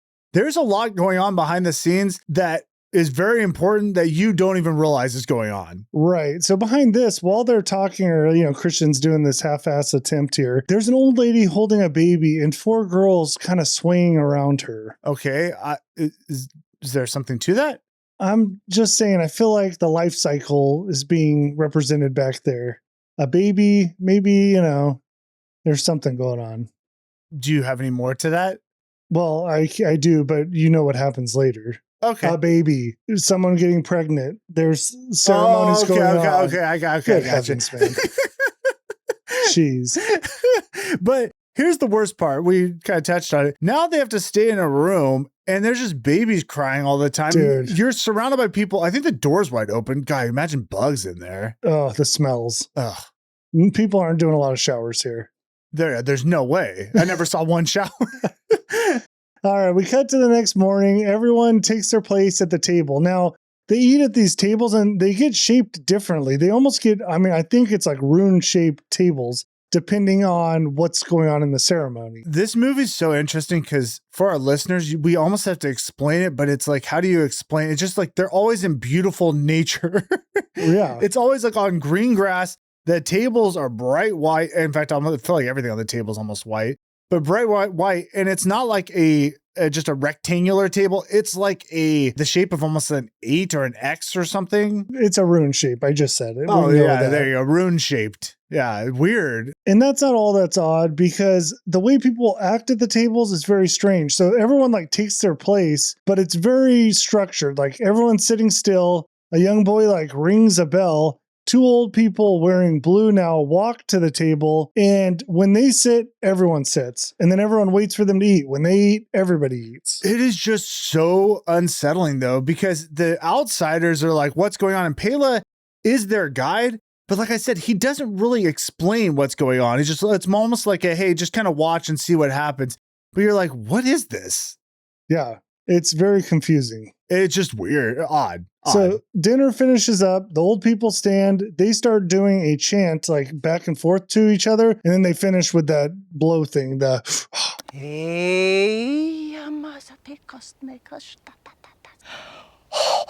So I got the vibe at first. I'm like, wait, are these the leaders or something? Because everyone's following them.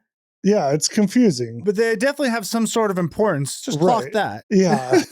Well, they get placed on chairs. The flowered hat people actually like pick them up and carry them off. And now it's time for the big ceremony. Oh, we're already here. We're here. We find ourselves. This scene changed up a little because it's almost like desert-ish. You're on like, I do feel like we changed environments. yeah, you're at like the foot of a cliff. So there's a huge rock cliff, right? And everyone's standing at the bottom, and it's like they're in sand or something. Yeah, we're backed off a little bit though, so we have a nice little view. We don't want to be too close to the cliff. You know what I'm saying? You don't want to be too close. We're at the ground floor. We're not the top. Just to be clear. The camera pans across the crowd, and the first thing I noticed was freaking Popeye holding the hammer. This guy looks like Popeye. Tell me I'm wrong. I don't remember him, but I believe you. That's really funny. But the hammer is concerning. You're like, why is there this mallet looking thing? And it's big. It looks like something out of like Dark Souls, you know? You already know what's going to happen. You have an idea. And you're like, but the hammer. Yeah, but you're like, okay, so there's a cliff, old people, you're like, there's no way they're going to be pushed off this thing. But then you're like, yeah, why is there a hammer here? It's very strange. So everyone's standing there like staring up at this cliff, trying to figure out like what's going on. The only person out here out of the friends is Mark. He stayed back. Yeah, Mark just said he wanted to sleep. Was there any significance to that? I don't know. Maybe he was doing stuff you don't even know. Yeah, it was interesting. Yeah. Now, these two old people, remember they're being carried around. They arrive at the top of the cliff. They get off their little thrones, they cut their hands, and they smear blood on some runes. That's not a good sign. Not great. Now the old lady walks to the edge of the cliff. And I'm thinking maybe a great speech is coming. Yeah, like it was almost some Lion King type stuff, right? Right. Yeah, she's at the top there. Like, yeah, maybe she's going to say something nice to the crowd. Yeah. And I got to say, this is done really well because you can like feel the tension. Like people are getting nervous. Dani's starting to freak out. And you just like feel that in them. Oh, absolutely. You almost see her. I feel like she's shaking or something. But yeah, you get the vibe like, oh no, here it comes. Like she's preparing herself. And this old lady is way up there. Like she is, you can barely see her up on this cliff. I would argue the cliff may not be high enough, but we'll get there. The old lady stands atop this thing, reaches up to the sky, and then your eye catches something below. And there happens to be like this weird pile of rocks.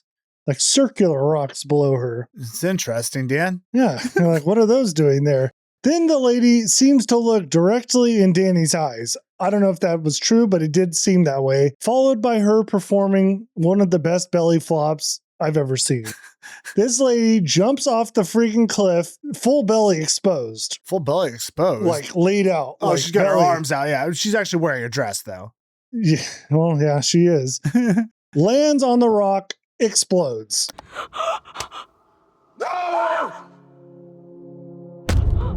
Wow. She just jumped off in front of everyone and no one has a reaction, right? Well, the Cole members don't really, but Dani does because Dani, like, I love what they showed here because it like showed to me, like I felt the shock because when that lady hits, she reaches over and grabs Christian's arm. And there's something about her grabbing that I'm like, I felt it. Oh, no, this movie did a great job of immersing you in the environment. So Dani's totally shocked. Simon and Connie, they get more angry. Like Simon's flipping out. He's like, this is crazy. Like, stop this. He's trying to shut the whole thing down.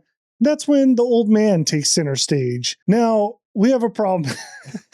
There's techniques to this thing, all right? We saw the old lady, she did the belly flop, right? Right, it worked good. Old man goes with the pencil. Well, I saw something that Dani may have distracted him. I don't know if that's true because the people, maybe not just Dani, but even Simon and his girlfriend, they were kind of throwing a fit about this whole thing, which I get. Hey, it's a lot. That may have distracted him because, yeah, his technique sucked. Yeah, he jumps off and he just smashes his legs apart. Like destroyed, smashed. I mean, he is alive, but very badly injured. And here's where that hammer comes into play. So a few of the Cole members walk over to him, take that hammer, and then they take turns smashing his head like a pumpkin. It is just freaking brutal. And what a shocking scene. I can't say enough. Like, it's hard to even describe it because when you watch it, you feel like you're watching something real. I'm trying to think of a movie where they did something like this, where you felt that shock, you know, because it's like the set. It's not just like the event. It's the setting they put you in.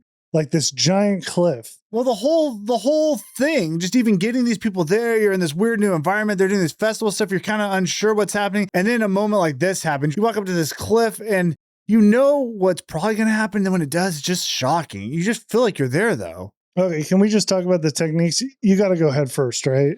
I think so. Yeah. Yeah, I mean, you got to do a straight dive. Hey, I don't want my head smashed like a pumpkin. You don't want your legs smashed, though. You want to hit and immediately transfer soul. Yeah, soul transfer. Yeah. All right. So this thing is all effed up, right? We got these two old people. They're smashed to death. They smashed their heads in with a hammer. By the way, I didn't mention it, but the cult members, like when that guy was hurt, they seem to take that pain on. Yeah, which is really interesting because this cult, they act out what other people are feeling. So you get the vibe like they are really feeling the same emotions. They're all one. It's almost a singularity. Yeah. So again, Simon was totally freaking out. They have to kind of calm him down. So one of the ladies comes over and like explains what's going on. This is just part of the custom. They've reached the end of their cycle. This is a joy to these people to do this. Instead of getting old and dying in pain and shame, this is like a way for them to give their lives as a gesture to the community. Gesture. Yeah, so maybe like instead of being a burden, they're going to release themselves before it gets bad, I guess. I don't know. And that's part of the thing, though. It's like this is their culture.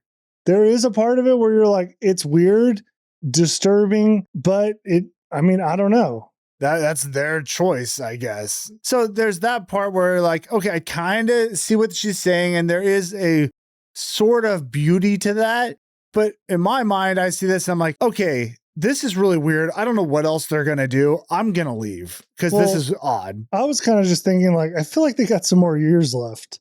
Like, I feel like they could have squeaked out a couple more. They seem to be fine. Yeah. Okay, so the ceremony's over. Dani is like having a real hard time with this, and she needs to go kind of like do her own thing. And Christian's gladly to like, hey, you go take care of you. I love that. Just the typical tool boyfriend. As soon as she's like, oh, Dani obviously is traumatized. She was traumatized and broken before she got here.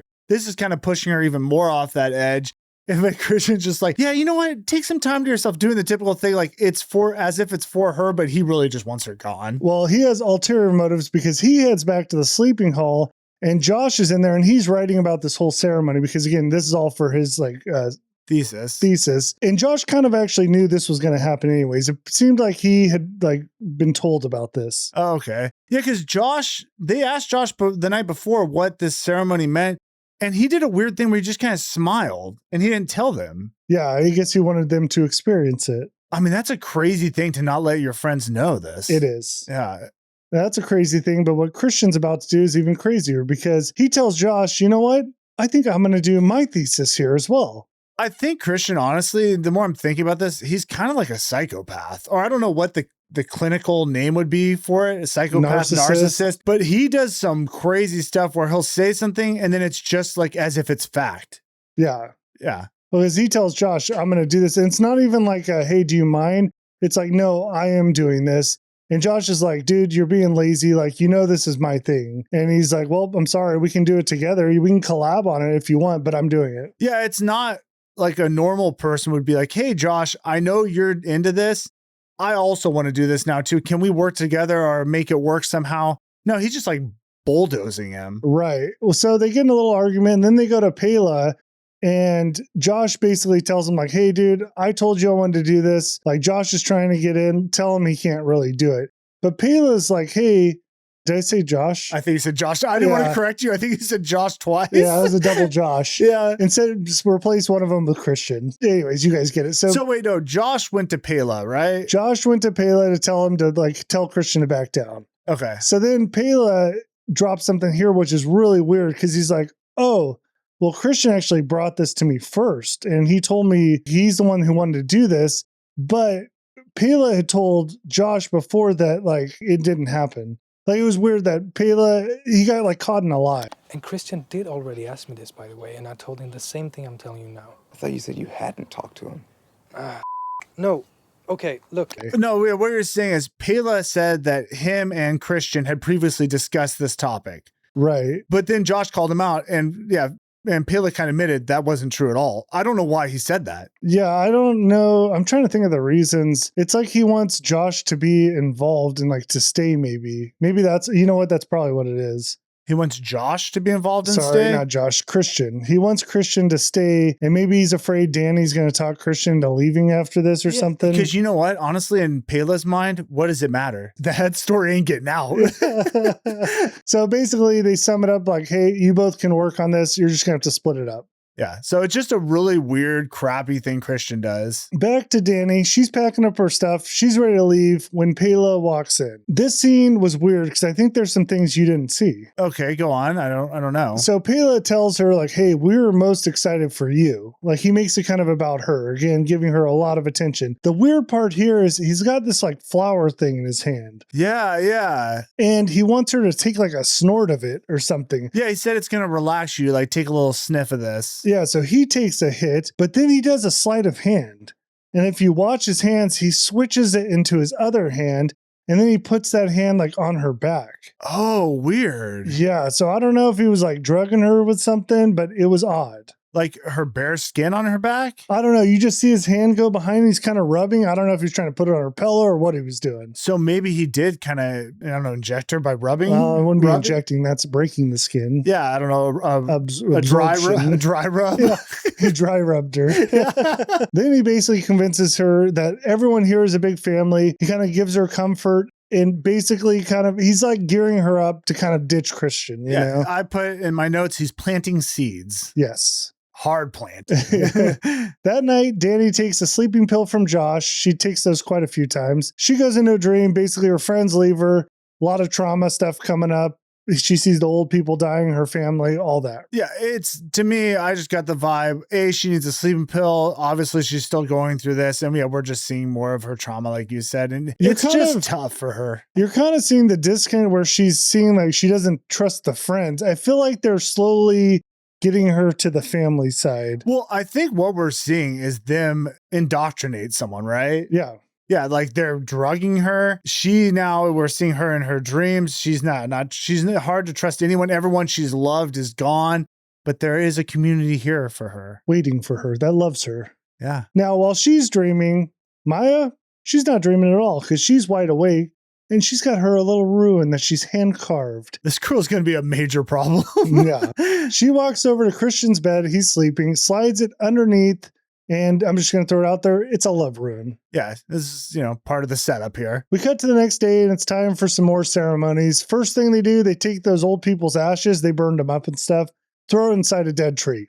Yeah, it was kind of weird. They showed their bodies on top of the fire burning. It's like, wow, it's just kind of off-putting. They just have dead bodies around. But again, different culture, sure. It's at this point, Pele lets Christian know that his sister Maya seems to be taking a liking to him. This was so weird because it's like Pele is acting as if Christian doesn't have a girlfriend. Right. And Christian is totally down with this. You can tell. I wouldn't say he's like totally down. He seems kind of like confused, but not shooting it down. Yeah, he's okay. I shouldn't say totally, but he is very much interested. Well, he doesn't say no. He's not like, initially someone said, I'd be like, dude, that's freaking weird. You know, I have a girlfriend. Like, why are you talking to me about this? It's weird. Yeah. Also, she looks like 16 years old and I'm not into that. You know what I mean? Well, that's what I'm saying. His girlfriend's very cute. But they did set it up that him and his girlfriend don't hook up. Right? They did. They said that one point. So I think they're kind of planting seeds for us to realize, oh, maybe Christian isn't that happy. He wants to get some. There you go. And it just so happens Maya has just got the sign off to have sex. Yeah, that's what her brother there told us. So now as Christian's processing this information, all of a sudden a cult member starts screaming in anger. Like you can tell something's wrong. Yeah, like what happened? He takes off and you follow him and that cult member runs to the dead tree. And you're like, why is he running over there? Well, it just so happens old Mark is pissing on this dead tree. The problem is this is their ancestral tree. Also where those ashes just went. And he's pissing on it. Yeah, I mean, he wouldn't know this, but it does seem weird just to be peeing out on a tree. But I don't know. That's not, you know what? I don't even fault him for that. Well, the thing is, there's a forest there. He kind of just peed on a random tree that's on the ground. It's odd. Yeah, and we did see a lot of things with this guy. He is like afraid of bugs. He's just kind of a tool. He's kind of a jerk to people, kind of blunt. What you need to know is that cult member will hold a grudge about this. That's what you need to know. Well, we know, honestly, the first thing I thought is like, this is the first time we're seeing one of them angry, because most of the time they're all chill. In fact, for the most of the movie, they are. Yeah. So it was a little off-putting, like, oh, okay, hold on. You just pissed one of them off. Now what's going to happen with that? It's a question. Okay, we go from there to Connie. And Connie's with Simon, right? Right. She's packing up all her stuff and she's trying to leave. And that's when Father Odd, it's an old guy who's kind of an elder there, he stops her and he's got a message for her. Apparently, she doesn't know where Simon is at this point. Like, he disappeared. That's when Father Odd stops her and he's got a special message because Simon's disappeared. Her boyfriend, her fiance, he's gone. And the father explains that he left for the train station. The reason he went by himself is because the truck only held 2 people, so one of the members drove him. And today's train leaves in 90 minutes. It's 35 minutes there and back, so he didn't have time to go and tell her. He had to just go. Huge red flag. Last time we saw Simon, he was upset at that little festival event where the old people jumped off the cliff. Yeah, and so we didn't see Simon and his girlfriend, I forget her name. Connie. We didn't really see them interact, but you could tell they wanted to leave. Now, obviously, I don't know that there's a scenario where one of the couples in a relationship would not tell the other one they were leaving. Especially in a country like that, in the middle of nowhere, it just wouldn't happen. No. And everything she says, he's got an answer that doesn't really make sense. Because then she's even like, well, I could have sat on his lap. And he's like, oh, no, we don't break traffic laws. Yeah. Like, everything has a reason, you know? Yeah, but it's obviously, we're like, okay, Simon did not leave. Right. So there's a huge red flag. Simon is missing. Now, Dani heads over to Christian to talk to him about Simon. They all kind of like they know about this. I'm kind of cutting through. Yeah, and they're like, this is weird. Yeah, well, she's like that. She's like, it's crazy. Why would he leave his fiance? But Christian is in the middle of talking to one of the cult members, and he's not really paying attention. He kind of blows her off. And instead, he's asking this cult member, like, hey, do you guys have like incest here? To that, the cult member says, we respect the taboo. That's why we invite some people from the outside into our commune. Which should be a red flag as well. Yeah, so we have Simon missing. The cult members bring people in to procreate. Odd. And Christian doesn't seem concerned at all about Simon, which is typical Christian. Yeah. Now, during this conversation, though, there is something interesting because in the background, it looks like someone who may be Simon, I don't know, or it could be Mark, it's hard to tell, is being walked into a building, but it's way in the back and it's blurry. Interesting. Yeah, that's what I said. There's always some stuff in the back that you don't even realize what's happening. Right. So you think, because they could have drugged him and taken him in there? Who knows? Yeah. Dani decides to go around and ask some of the members what happened. So she goes to the women's baking area. Hey, that's not me. That's how they do in this commune. They're cooking in a building. Right. She asked them about Simon, but they're all in on this whole thing. And they're like, oh no, he was driven to the station. Yeah, they all seem to know, or I guess the one she talked to, she seems to know, again, has an answer for everything. And tries to distract her really quick. Right. So they bring her in and they're like, hey, why don't you just help us make these meat tarts? Whatever it is. It's like a meat pie. It does sound disgusting. Even more disgusting, Maya's in there and she's made her own special meat tart. Oh, that's so gross. Back to Josh. Again, he's big on, all he cares about his study. He goes to an elder and he wants to look at the rune book. So they have this old rune book. It's called the Ruby Radar.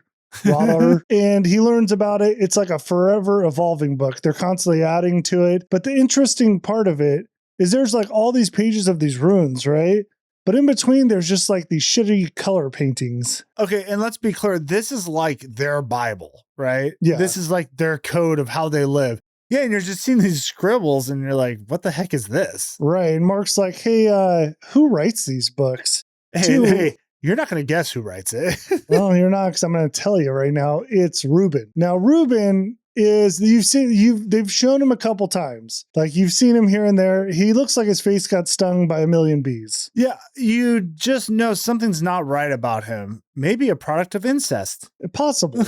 And he doesn't really speak. I think he just kind of makes noises and draws. Yeah, he's disabled. We don't really know what's wrong with him, but he's not right. Well, he's incest. You already said it. Yeah, so yeah. I know. Why are we hiding this? Yeah. So he's the one who writes and creates these rules.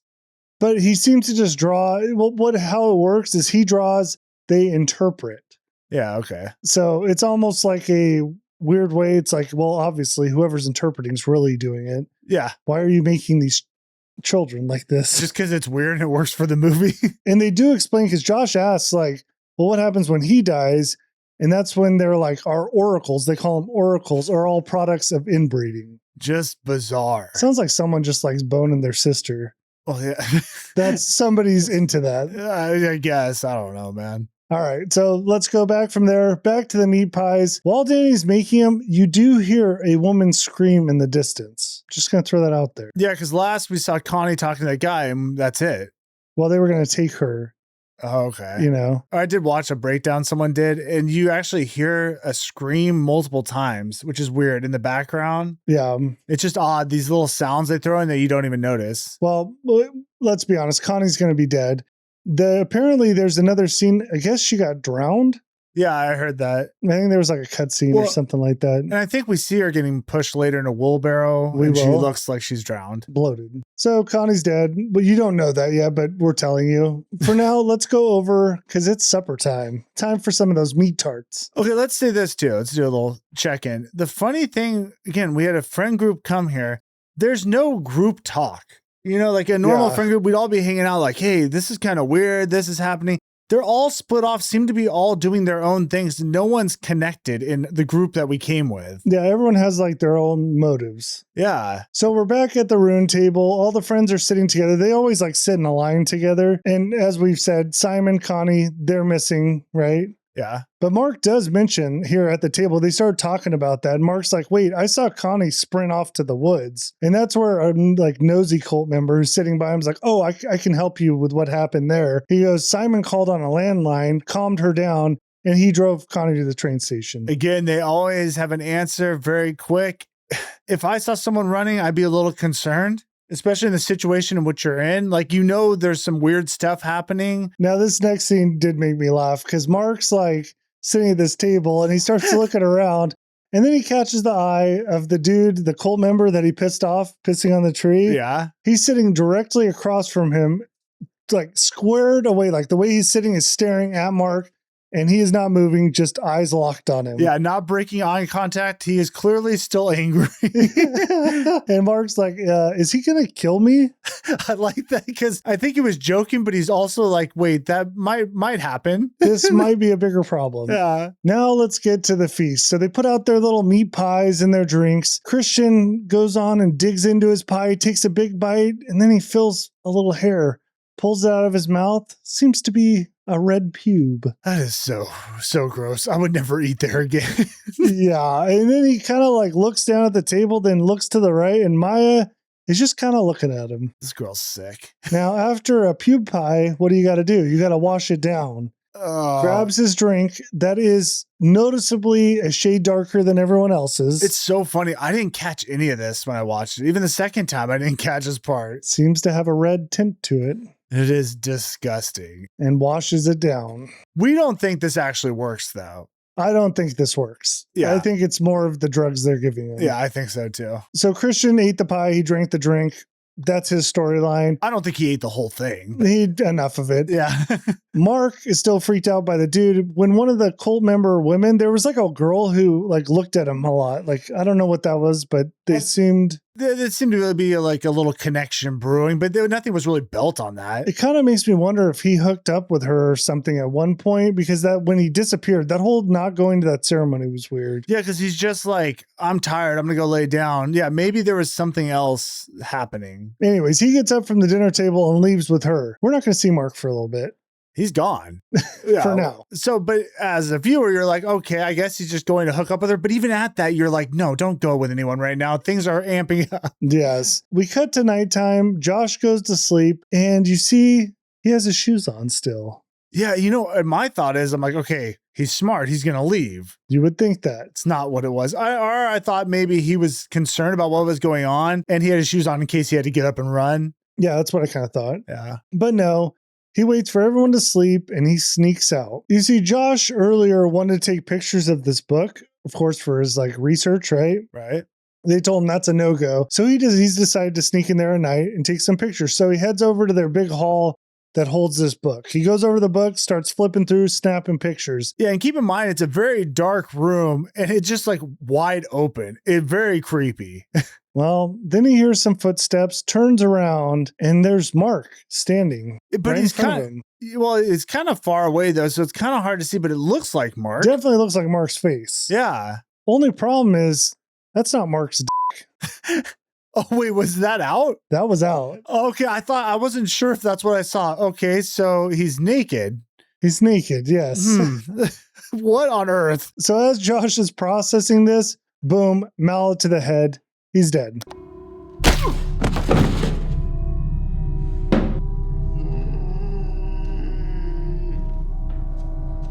Hey, I gotta say, great distraction, because I would have been like, hold on, Mark, you left your dick out, man.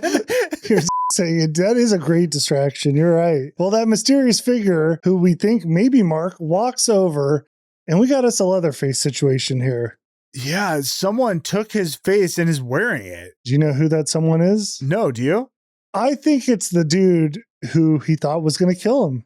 Oh, he got his get back. The weird thing is I thought it might be that disabled dude because he's just grunting and making noises. Okay, was that him making the noises or was that Josh on the ground? Oh, I thought it was the cult member. It could have been. I wasn't sure because when I was hearing that, I was like, the noises are very odd. They don't say it too because there was two people. Like obviously there was the distractor and the guy who hit him with the mallet. Apparently that was Pelle. Oh, okay. Apparently, like I guess at one part you can like pause and zoom, like he's in the darkness waiting or something. I didn't see it though. It wouldn't surprise me, but man, I mean, Josh, what are you doing? You can't sneak in there and take pictures of their book anyways. It was a bad move. It's a terrible idea, even if they weren't crazy. But on top of that, in the middle of the night to be creeping out there, nah. Wait, tough. so they were ready for him. Did they know he was going to do this? Apparently, I don't know. They know everything. Whatever. They found out. Okay. So we cut to the next day, and the only two that are left now are Christian and Dani. Yeah, and they should be very concerned because all the outsiders are disappearing. Yes, but the problem is now as the cult members make this announcement that somebody has taken their book of runes, the Ruby Radar. Yeah, and you're like, well, hold on. We obviously know no one took that. The person's dead. Right, but they're saying Mark and Josh seemed to disappear right when that book did. So they're positioning this as if, hey, you outsiders came in and two of you guys took our book and took off. Right. Which is a very smart way to do this to throw off what's really happening, that these two are dead. Yeah, because it does kind of make sense. Like that Josh was really into that book. Well, and it puts them on their back foot. Like they have to defend themselves. Like, hey, we're not with them. We don't know what they did, right? Right. But Dani does push back a little, and she's like, wait, hold on. Last we saw Mark, he was with Inga. Remember the girl that grabbed him? And it's kind of funny because the members they just totally blow that off. They're like, anyways, someone took our book.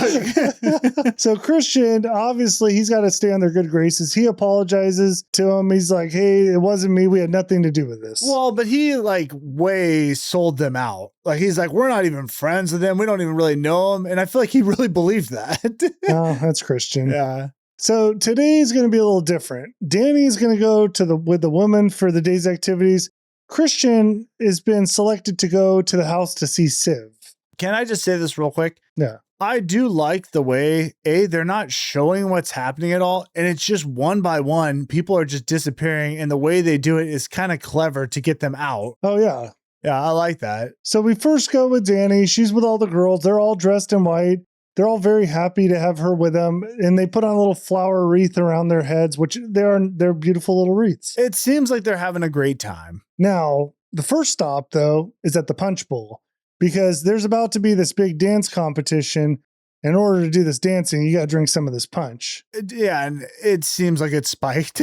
And they make sure after she takes, it's a weird thing, because she has to, it's definitely spiked with whatever. But she drinks it, and then she has to make like straight eye contact with the lady giving it to her. And then afterwards, she's got to do the.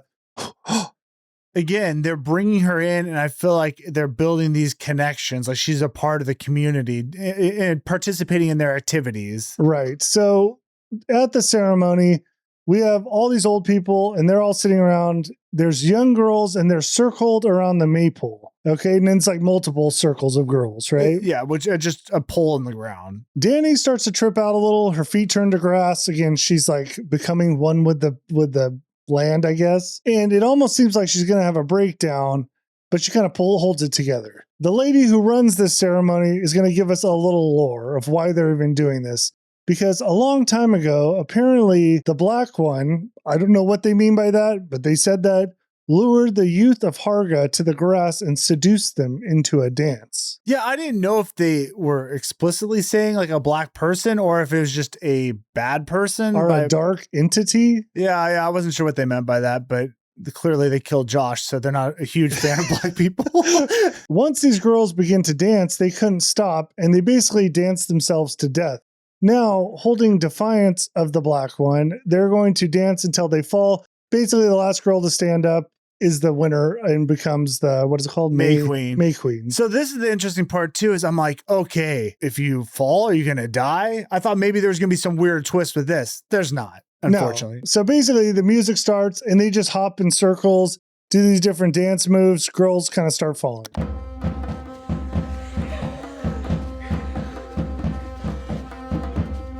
Do you think they really fell? Oh, I think it was a setup. Yeah, okay. I thought the same thing because the way they're falling, it seemed like either they were really high or they're just faking it.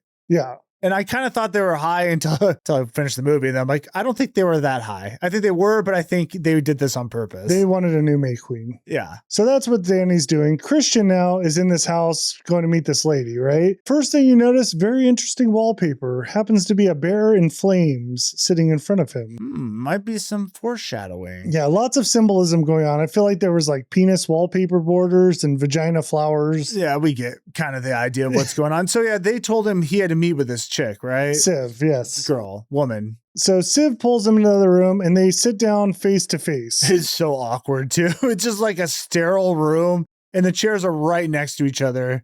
Yeah, it's very awkward. Well, Christian thinks they're going to interrogate him about the book, which is an honest, I mean, I guess, that just happened. You would think that could be the thing, right? Yeah, sure. But Civ doesn't care about the book. She wants to know how he feels about Maya. Why, you may ask? Well, he's been approved to mate with her. And Christian's response to this is, hey, I think I ate one of her pubes. And Shiv's like, yep, that sounds about right. Yeah. You're now in love. How weird is that interaction, though? Because even Christian's not like, I have a girlfriend or I'm not interested. He's just like, yeah, I mean, it kind of follows what I'm seeing. Yeah, he didn't turn it down. He just kind of was like, yeah, I guess I ate a pube, so this is what's happening. Yeah, it kind of makes sense. See what goes on. Yeah, it doesn't take a stance either way. No. And even that situation, there's no conclusion. It's just like they just kind of show us that and then we're out. Yep. Because he leaves the house and he heads over to the dance. So he takes a seat with everybody else watching. Dani's dancing around. She makes it to like the final 8. Everyone's dropping off. They pan to the crowd and everyone does this weird like hand wave, except for Christian. Christian doesn't cheer on at all. In fact, he's, I think, dealing with what was just told to him. I think he's doing a lot of thinking about life. One of the cult member girls walks over and brings him this like glass of water with like special properties. Apparently it breaks down your defenses, opens you up to influence. And he's kind of like, first he doesn't want to drink it. And then he has it. And then he looks over at Maya and then he slams it. Yeah, I feel like this is his decision. Like, all right, let's see what Maya's got. Right. So he's slamming drinks. Dani, great dancer, wins the competition, becomes the May Queen, gets a sick ass flower hat. Me? Yes. Why? You won. What does that mean? So again, though, it's like, it's fun and she wins and they seem to love her, but you feel like there's just something that's going to happen, right? Yes. Like, yeah. I'm like, oh, do you die after the May Queen? Because I don't know if I've seen any of the past May Queens around. Maybe I have. I don't know. There's just a tension laying there. Yeah, the whole movie, there's a tension. At this point, the community kind of surrounds her and they're like kind of embracing her as their new May Queen. Really gassing the queen up. Right. And it's interesting because they're like taking pictures, they're hugging her. And she looks over and Christian's kind of like standing there and walking towards her. And as soon as like she sees him, they quickly turn her around and redirect her, Yeah, it's clearly they're trying to create a separation. So by making her the May Queen, that's going to provide some opportunities to separate the two. Yes. So they're praising her. Stuff starts getting a little weird. Again, she's tripping a little. Her dead mom just strolls by through the crowd. It's kind of weird. I think her dad was there too, and sister. I think all three were They might have by. joined. Well, so part of this is like she's tripping out, right? This is like the drugs, they're not really there, right? Right. And Pelle strolls by, just straight mouth kisses her.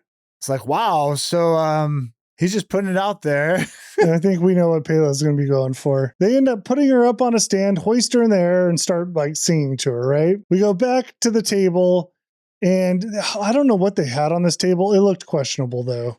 It looked almost like human meat or something. It's never addressed. It's just there. Yeah, it looked like a horror movie meat. It wasn't good. Yeah, like it wasn't cooked or something. It was like Texas Chainsaw Massacre meat. That's exactly what I was thinking. So they set Dani at the head of the table on this big like flower throne, and now she's in charge of the table. Like everybody's waiting for her and like what she's going to do next. Now, when you look down the table, so she's having a good time.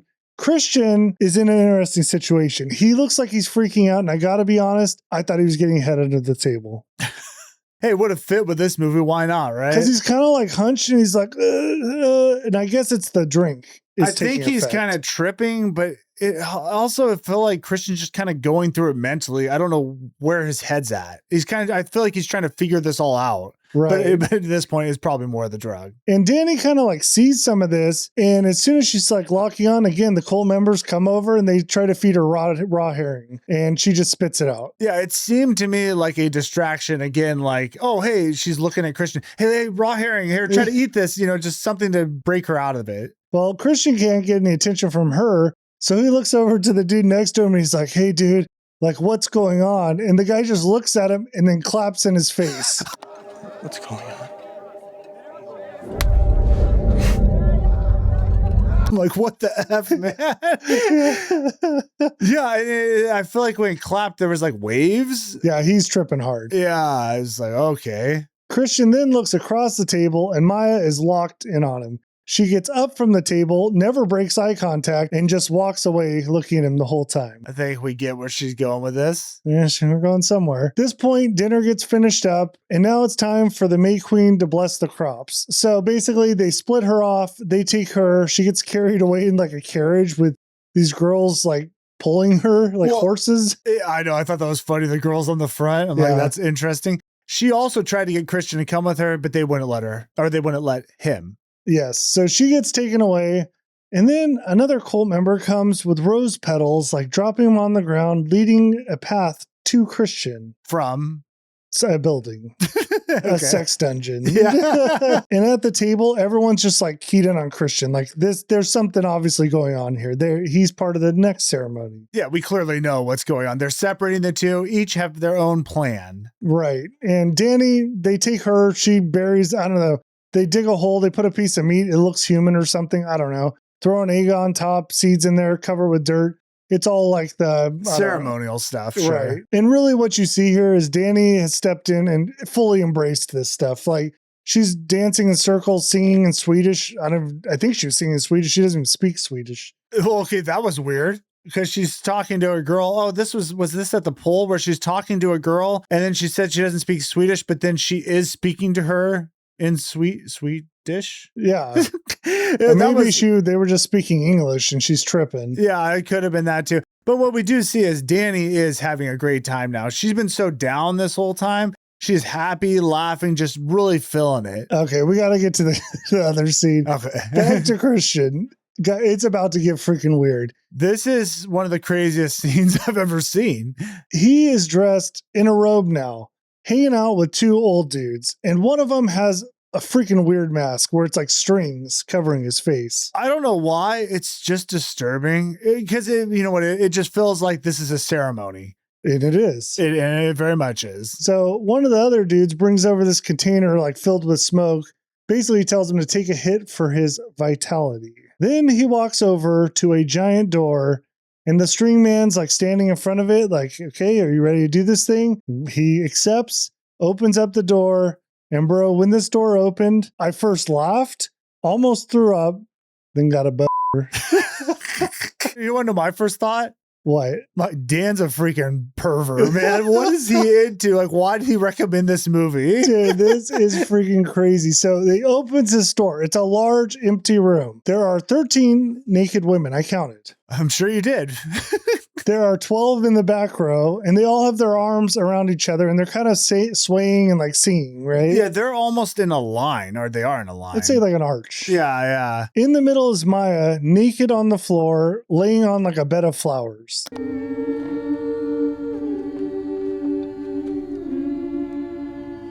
I mean, I just can't say enough. What a shocking scene. Like, why is everyone naked in this room? You get it, it's a ceremony, but it's like, what is going to happen in here? Well, I think you know what's going to happen. Well, I didn't know exactly. I mean, I know that he's going to try to hook up with Maya. I don't know what the other 13 are doing, or 12. All right, well, let me break this down for you because you may be thinking, oh, 13 naked hot chicks? That doesn't sound too bad. No, I mean, sure, why not? If you're into that type of thing. There's a couple issues I have. First of all, Maya grosses me out. Too young, yeah. Looks too young. She's got like dark eyes. Not into it, right? Well, honestly, and part of it's like, you don't even know these people. Like, what are you doing? Well, the second thing is there's some oldies in here. There's some that maybe have been living a little too good off the land. You know what I mean? Yeah. It's disgusting. I really counted it out. There's like 4 or 5 I would consider. And really the third off the left, off initial viewing, I was like, that's the clear standout. There was one where I'm like, okay, maybe we could do a substitution type thing. Yeah, I don't know what the rules are. Tap in here. Yeah. And my question to you, Darren, is what would you do here? My way out of the room. Everyone's getting some. Dude, what do you mean what I would do? I'd leave. I'd be like, this is freaking weird. Oh, it's so crazy. Well, Christian doesn't leave. He walks in, and when he does, Maya swivels her hips and just opens her legs to him. And dude, this thing, honestly, this disgusted me. Legit, it is so gross and so awkward. So freaking weird. I mean, you have this girl who you don't even know, like you said, looks a little young, in the middle of the room with just women around staring, waiting for you. Well, then an old Sharpay-bodied woman comes over, takes his robe off, and guys, we got dong. What is up with this director and showing everything?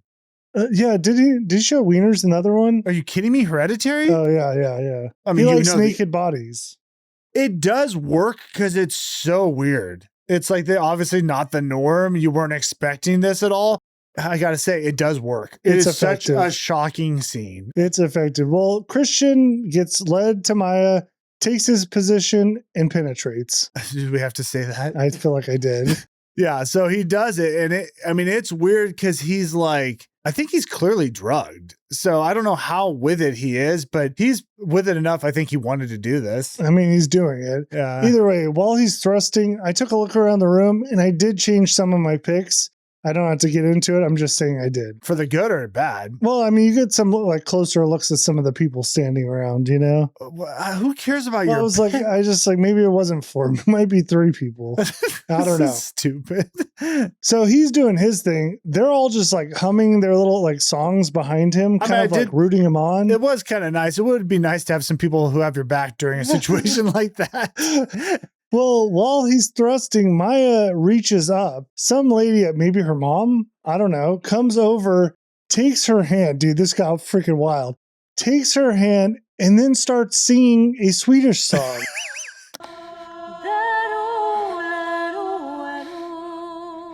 This is freaking crazy, dude. I started laughing. I don't honestly know how you could actually complete this act with all this going on. There's a lot of distractions and you're kind of on drugs. It's like, this is a lot. Not only is she singing, Christian does look up and he just looks like, what the F is going on? And that lady grabs his face, like pulls his chin and just stares at him, singing to him.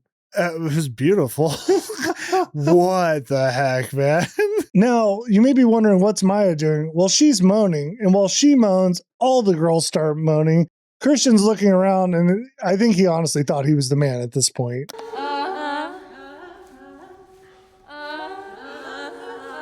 I think he's like, yeah, this is kind of cool. Yeah, it's so bizarre. They're like parrots. Yeah. Everything she does, they're mimicking. It's like the tiki room. Well, tiki rooms have parents.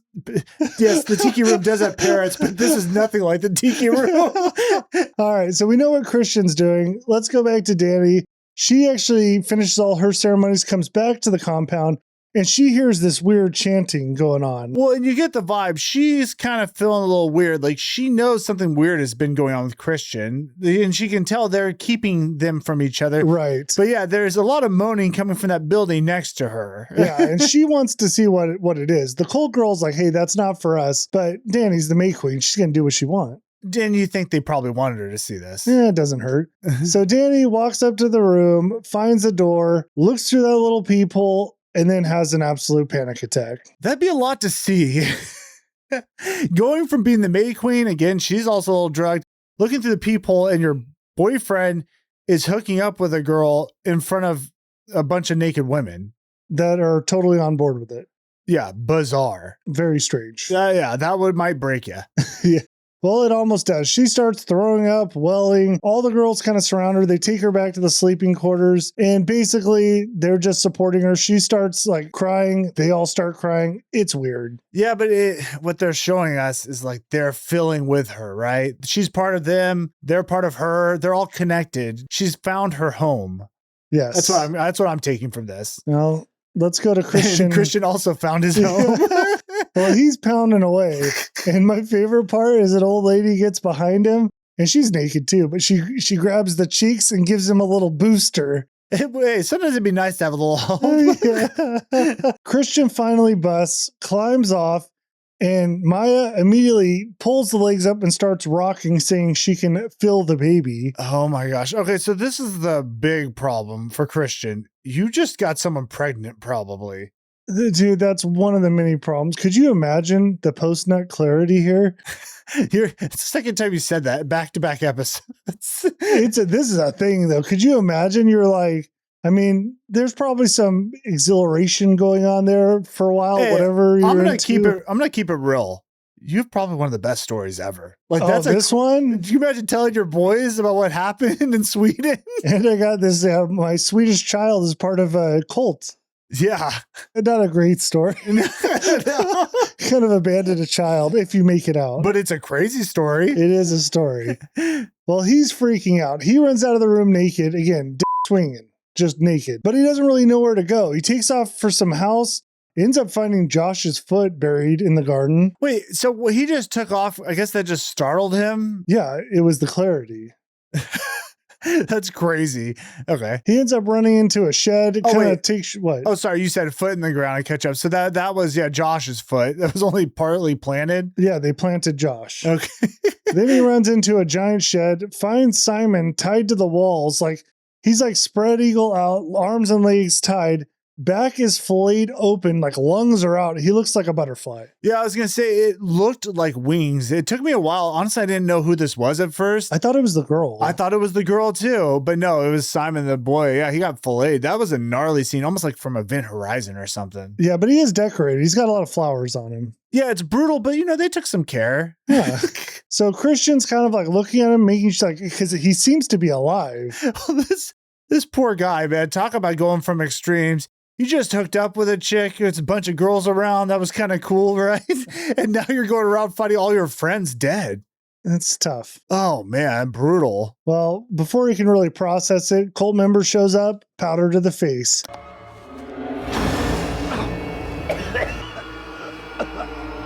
Yeah, like a wrestling move. Yeah. Christian's eyes like dilate, passes out. I did like the eye dilation. I thought that was cool. He wakes up, and the good thing is he's alive. Bad thing is he's totally paralyzed. Yeah, whatever powder they gave him, he can't move. He can just move his eyes maybe and just watch. Right. So they have him in a wheelchair, and we're at another ceremony. They have Dani in the middle. She's the May Queen, and she's basically a giant flower. Like they have so many flowers around her. Yeah, she can barely move. It's like a Snell, but with flowers. You know what I said it was? And I think this is pretty accurate. What? Jabba the Hutt. But flowered. Yeah. So one of the cult members takes over the ceremony and explains what they're doing. Today they're offering 9 human lives. The Hårga takes, but the Hårga gives. For every new blood sacrifice, they will give one of their own. So they explain there's 4 new bloods, and then there's 4 Hårga people. We already know the 4 that are dead of the new blood, right? Yep. Now the 4 Hårga, we have the 2 old people, but we need 2 more. And to that, they have 2 volunteers from their community. We'll get to them in a minute. So now we're seeing this all had purpose. And from the start, these people never had a chance. Well, it's kind of up in the, well, no, they kind of picked Dani and Christian out pretty early. And then the other ones, yeah, I guess they didn't. Dani and Christian as people they wanted, and then they had the unwanted ones. Yeah, I don't know. It almost seemed at points too that there was like more people that weren't from the community, but you didn't really show them. Yeah, and it's like, I was wondering, did you have to do something bad for them to kill you? Because 2 people kind of did. Like Josh, obviously taking pictures of their sacred book, not a good idea. Then Mark peed on the tree. Okay, you could understand whatever from their perspective. But then Simon and his girlfriend, they didn't really do anything wrong. They did yell at them. That was it. Maybe that was it. I don't know. Not really enough. Okay, so we kind of have the lineup of who's going to be dying, except there's one extra because we have the 8. We have the 4 Hårga, the 4 of the new people, but there's one that's up to choosing. So there's a volunteer named Turban, whatever. Or Dani can choose Christian. I don't know if I made it clear. Dani's the one making the decision. Yeah, so it's like, does she choose Christian to get sacrificed or this new character? One of the cult members. I feel like they have set her up to make this decision. Like they want her to break her past and start a new journey. And she will, because she chooses Christian. To get sacrificed, which is crazy. But when you think about how they have like indoctrinated her, it kind of makes sense. One, I think she's still drugged right now, by the way. You just saw Christian banging some girl, which is crazy, right? Yeah. He's been nothing but, honestly, he's been no help to her at all. Hasn't been feeling her emotions at all. Hasn't been listening to her. It's time to get rid of him. Yeah. Which is a crazy decision, though. It is, especially when you see how this goes down. When you think about it, they just got here. There's only been a few days and you just made the decision to kill someone. I think it's been 8 days, or this will probably be the 9th. Yeah, hard to tell, but yeah. Well, wild. it's a 9-day ceremony, so. Hard to tell. So now they begin preparing the ceremony. We see Connie. She's in a wheelbarrow being carted to the yellow building. So we're going to that yellow triangle building. They also have Mark being brought in, but the thing is, Mark is kind of a puppet. I think he was a jester, right? He had the jester hat on. I guess that's what it was. So it looked to me is like, I think they had like straw bodies with the head on it. Yeah, it was really odd. At least with Mark. Yeah. For a couple, then one person was a tree. Yeah, they're just kind of playing around. I don't know. Now, while they're bringing these people in, we cut over to the shop. And there's an elder teaching the young boys how to carve up a bear. Remember the bear from earlier? Yeah. Well, he's hollowed out now. Why would he be hollowed out? Because Christian's going inside. Christian is going inside to become a bear man. And I got to be honest, kind of cute. It was kind of cute. See the bear mouth with his little face inside. They end up taking everyone gets set up in the building. So the bear is in the middle. Christian, totally paralyzed, sitting there. We have all the dead people that are around and, in different, like placed in different ways. And then you have the 2 cult members who are just chilling, waiting to get burned alive. Yeah, just a bizarre scenario. So Christian's in there sitting around and there's like straw around, dead people all around you. You're in this like triangle building. It's just a terrible place to be. I don't know if we made it clear, highly flammable building. I mean, I think it's very clear this thing's going up. Now, you may be wondering, like, these cult members are just going to like sit there and take this? Well, the other guys come in and they give them like a medication that's supposed to numb the pain. They won't feel anything. Supposedly. Guys, it doesn't work. After they get their little medication, the cult starts walking over, taking little, what are they called? Lighters? I don't know. Lighters, like what's the torch? Like torches. Start lighting up the hay bales, and it just starts burning, going from one person to the next. Christian's sitting there, paralyzed, watching all this happen. Yeah, and the crazy part is when that one member just starts freaking out.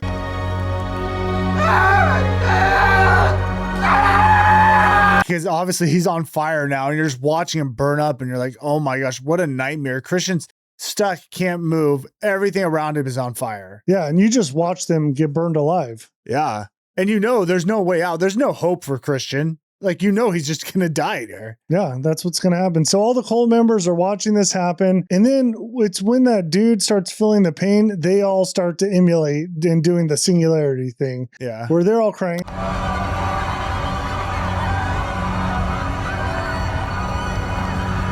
And now is where you see Dani's fully in, if you didn't think she was already, because she's now feeling the pain.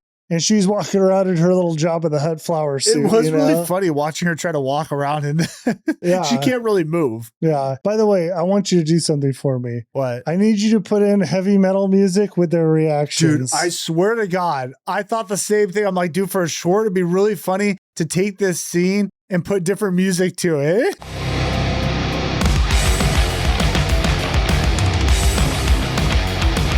What'd you guys think? Huh? All right. So the whole thing goes up in flames. Everyone gets burned alive.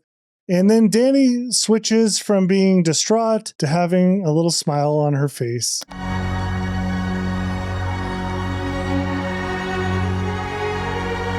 Well, it was really cool because you see a close up and she's got like this almost like grumpy face frown looking thing. And then slowly you see it turn up in the smile. And it's like, man, this is her home now, right? She just killed him.